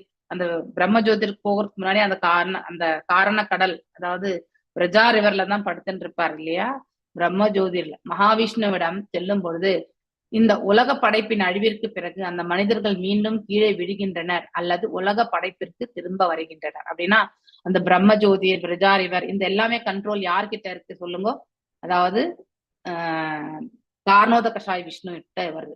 சோ இந்த அண்டங்கள் எல்லாம் எப்படி அவங்க திரும்பி வராங்கன்றது வந்து சூப்பரா இந்த பேராகிராஃப்ல நம்ம தெரிஞ்சுக்கலாம். சோ அவங்க எப்படி திரும்பி வராங்க? அவருடைய சுவாசம் மற்றும் உடல் நாளங்களிலிருந்து படைக்கும் காலம் வரும்பொழுது அனைத்துமே வந்து வெளிப்படுகிறது இல்லையா? சோ அப்ப மீண்டும் அவர்கள் வந்து பிறவி எடுக்க வேண்டிய ஒரு சுச்சுவேஷன் வராங்க. பகவான் இந்த ஜட உலகினுள் தோன்றுகிறார், ஆனால் பரமனின் வடிவத்தை ஒருவர் தியானிக்க கூடாது. பகவான் இந்த பிரபஞ்சத்துல ஒவ்வொரு யுகமும் வருகிறார் என்று சொல்லியிருக்கார் இல்லையா? பரித்ராணாய சாதுனா விநாசாய சதுஷ்கிருதாம் தர்ம சம்ஸ்தாபனாஸ்தாய இல்லையா சம்பவாமி யுகே யுகே இல்லையா? யுக யுகதோறும் வந்து பகவான் தோன்றுகின்றேன் என்று பகவானே வந்து பகவத்கீதையில 4வது அத்தியாயத்துல சொல்லியிருக்கார். ஆனாலும் பரமனின் வடிவத்தை ஒருவர் வந்து தியானிக்க கூடாது, வடிவமே இல்லை என்று நினைப்பவர்கள் இந்த அருவவாதிகள், அவங்களுடையது. அதற்கு பதிலாக வடிவமற்றதை தியானிக்க வேண்டும் என்பது அவர்களுடைய போதனை இல்லையா? இன்னும் மாயாவாதிகளுக்கு இது சிறந்த வீழ்ச்சியாகும். அதாவது மீண்டும் அவர்கள் திரும்பி வரணும் இல்லையா? இந்த குறிப்பிட்ட தவறுக்காக சிறந்த அறிவாளர்களான யோகிகள் அல்லது சிறந்த வல்லர்களாகிய மெய் அறிவாளர்களும், அதாவது மெய்ஞானத்தை பற்றி, அதாவது பிலாசபி, அடுத்து வந்து இறைவனை பற்றி அந்த ஆன்மீகவாதிகள் படைப்பின் பொழுது மீண்டும் வந்து திரும்பி வருகிறார்கள். இப்படி நம்பிக்கையற்ற ரூபத்தின் மீது நம்பிக்கையற்றவர்கள் வந்து மீண்டும் இந்த பிரபஞ்சத்திற்கு அவர்கள் திரும்பி வருகிறார்கள். என்னதான் சாயுஜ முக்தி பெற்றிருந்தாலும் அவர்கள் அந்த விரஜாரிவர், அந்த பிரம்ம ஜோதிர் இல்லையா, அந்த மேல் உலகத்தை விட்டு மிக்கிறது எல்லாமே வந்து பிரம்ம ஜோதிர் தான். அதுவும் வந்து யாருடைய கட்டுப்பாட்டுல இருக்கு? கார்ணோத கஷாய் கட்டுப்பாட்டுல இருக்கு. மகாவிஷ்ணு இல்லைன்னா கார்ணோத கஷாய் கட்டுப்பாட்டுல. சோ அவரோட இருக்கும் பொழுது கண்டிப்பா மீண்டும் அவர்கள் வந்து படைக்கும் காலம் வரும்போது அவர்கள் பிறவி எடுக்க வேண்டியதுதான். சோ அதனால that will not give a permanent solution, அதாவது நித்தியமான ஒரு நிலையை வந்து ஏற்படுத்தி கொடுக்காது. மேலும் வந்து மாயாவாதிகள் மற்றும் பொருண்மைவாதிகள், அதாவது பொருளை ப்ரூட்டிவ் ஆக்டிவிட்டிஸ்ல தவிர எல்லா உயிரினங்களும் கிருஷ்ணனுடன் நேரடியாக பக்தி புரியலாம் இல்லையா? இது வந்து புத்தி யோகத்துல இருக்கிறவங்க. பரமபுருஷ பகவானிடம் உள்ள அன்பு தொண்டை வளர்ப்பதன் மூலம் விடுதலை பெறலாம். சோ நாம இந்த பிரபஞ்சத்திலிருந்து நமக்கு மோட்சம் என்பது கண்டிப்பா கிடைக்க பெறும். அந்த பக்தி தொண்டு பகவானை நினைக்கும் உறவுகளாகிய தலைவர், நண்பர், மகன், மகள், எந்த ஒரு நிலையில் இருந்தாலும், மற்றும் இறுதியான காதலர். சோ இந்த 5 types ஆஃப் ரசாசி இந்த இடத்துல பாக்குறோம் இல்லையா? இவற்றில் வந்து வளர்ச்சி அடைகிறது இல்லையா? சாந்த ரசா, சாக்கிய ரசா, தாசிய ரசா, வாசல்ய ரசா, அடுத்து வந்து மாதுரிய ரசா. பகவானை நாம் எந்த நிலையில வந்து நாம சேவிக்கிறோமோ அதற்கேற்ற பலன்களை நமக்கு கொடுக்கிறது.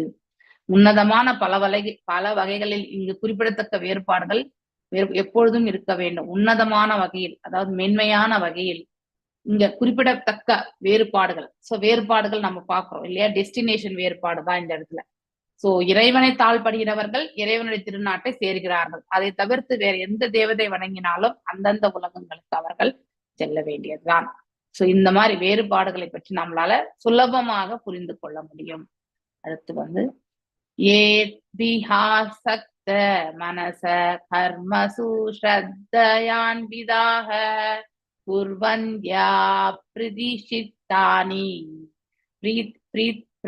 பிரதிஷ்டித்தானி நித்யான்யபி சக்ருஸ்தனஸ்யஹ.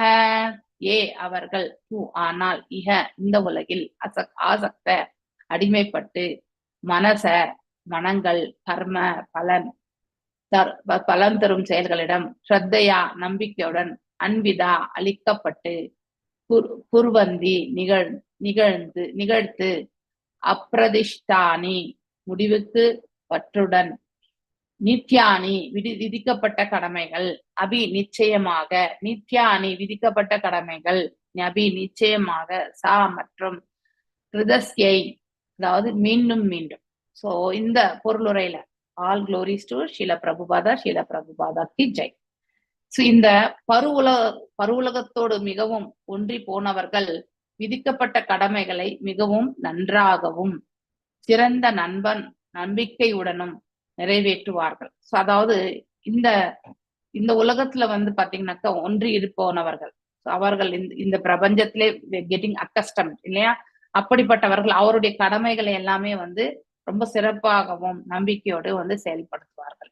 அவர்கள் தினமும் விதிக்கப்பட்ட அந்த கடமைகளை பலன் தரும் வண்ணம் வந்து பற்றுடன் செய்கிறார்கள். சகாம கர்ம யோகத்துல இருந்து செய்யறது இல்லையா, பலன் தரும் கர்மங்களை செய்கிறார்கள் என்றாலே அந்த கர்மயோகி ஒன்று சகாம இருக்கணும், நிஷ்காம இருக்கணும் இல்லையா. இந்த 2 விதமான கர்ம யோகங்கள் உண்டு. அதுல பலன் கருதும் செய்பவர்கள் வந்து இந்த அதாவது சகாம கர்ம யோகம். அதை பத்தி தான் இந்த இடத்துல நாம் இந்த ஸ்லோகத்துல வாசிக்க போறோம். இந்த பதத்தில் பின்வரும் 6 பதங்களிலுமே நெக்ஸ்ட் வரக்கூடிய இந்த 6 பதங்கள் ஸ்ரீமத் பாகவதம் இந்த உலகாயத்தத்தில் மிகவும் பற்றுள்ளவர்களை வந்து குறை கூறுகிறது. அது தேவையே இல்லை.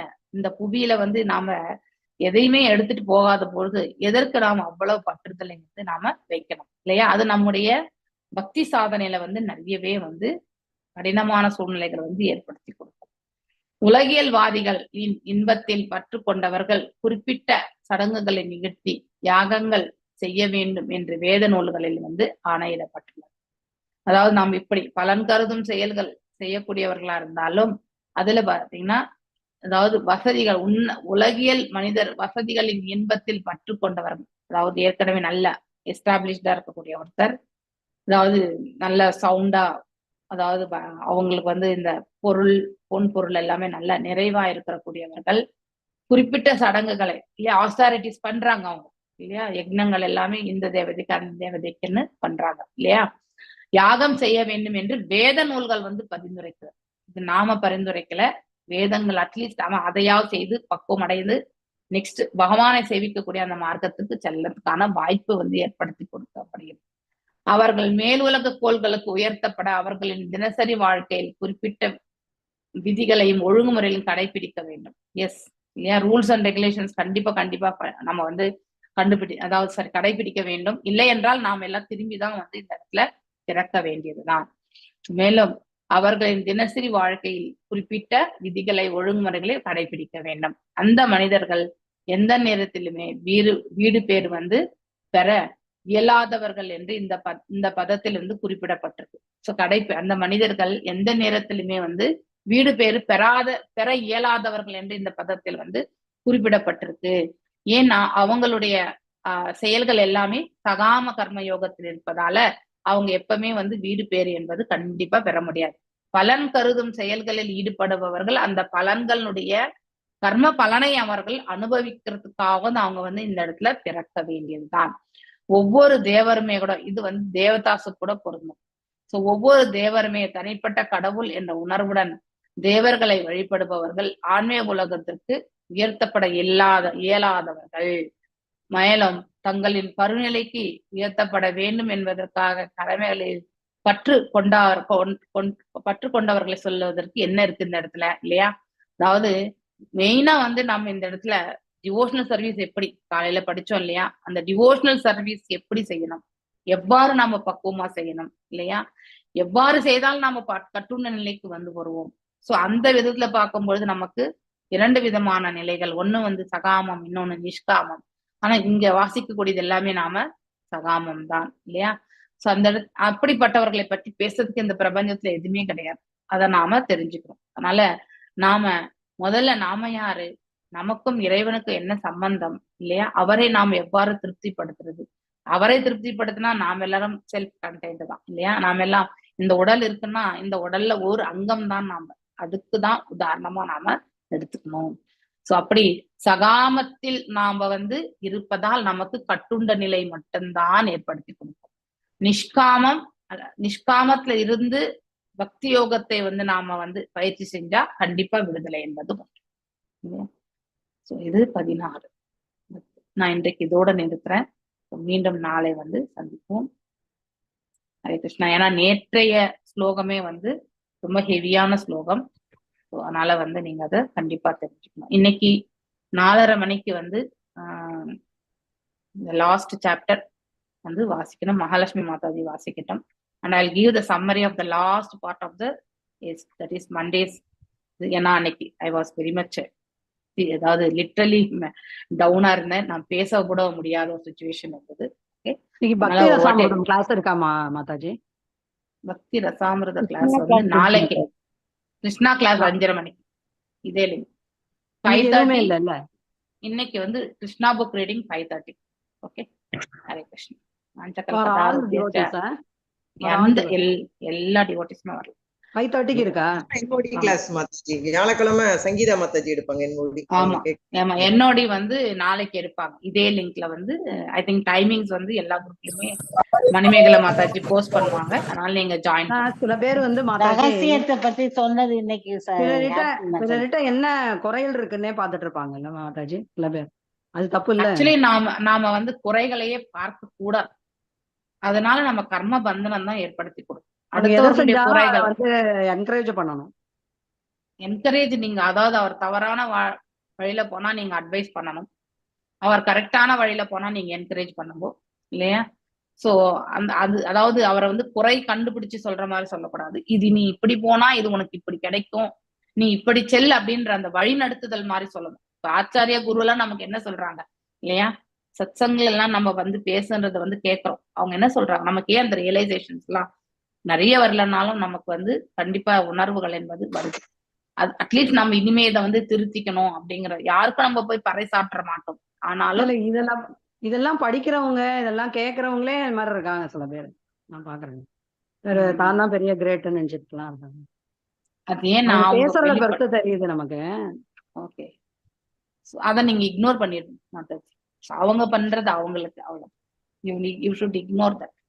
கடவுளுக்கு அப்புறம் தான், கிருஷ்ணாவுக்கு அப்புறம் தான் யாருமே யாரு ஆப்புலன்ஸ் எல்லாம் கரெக்ட். ஆனா அது எத்தனை பேர் வந்ததுதான் எதுவுமே யாரும் எதுவும் இது பண்ணிட்டு போக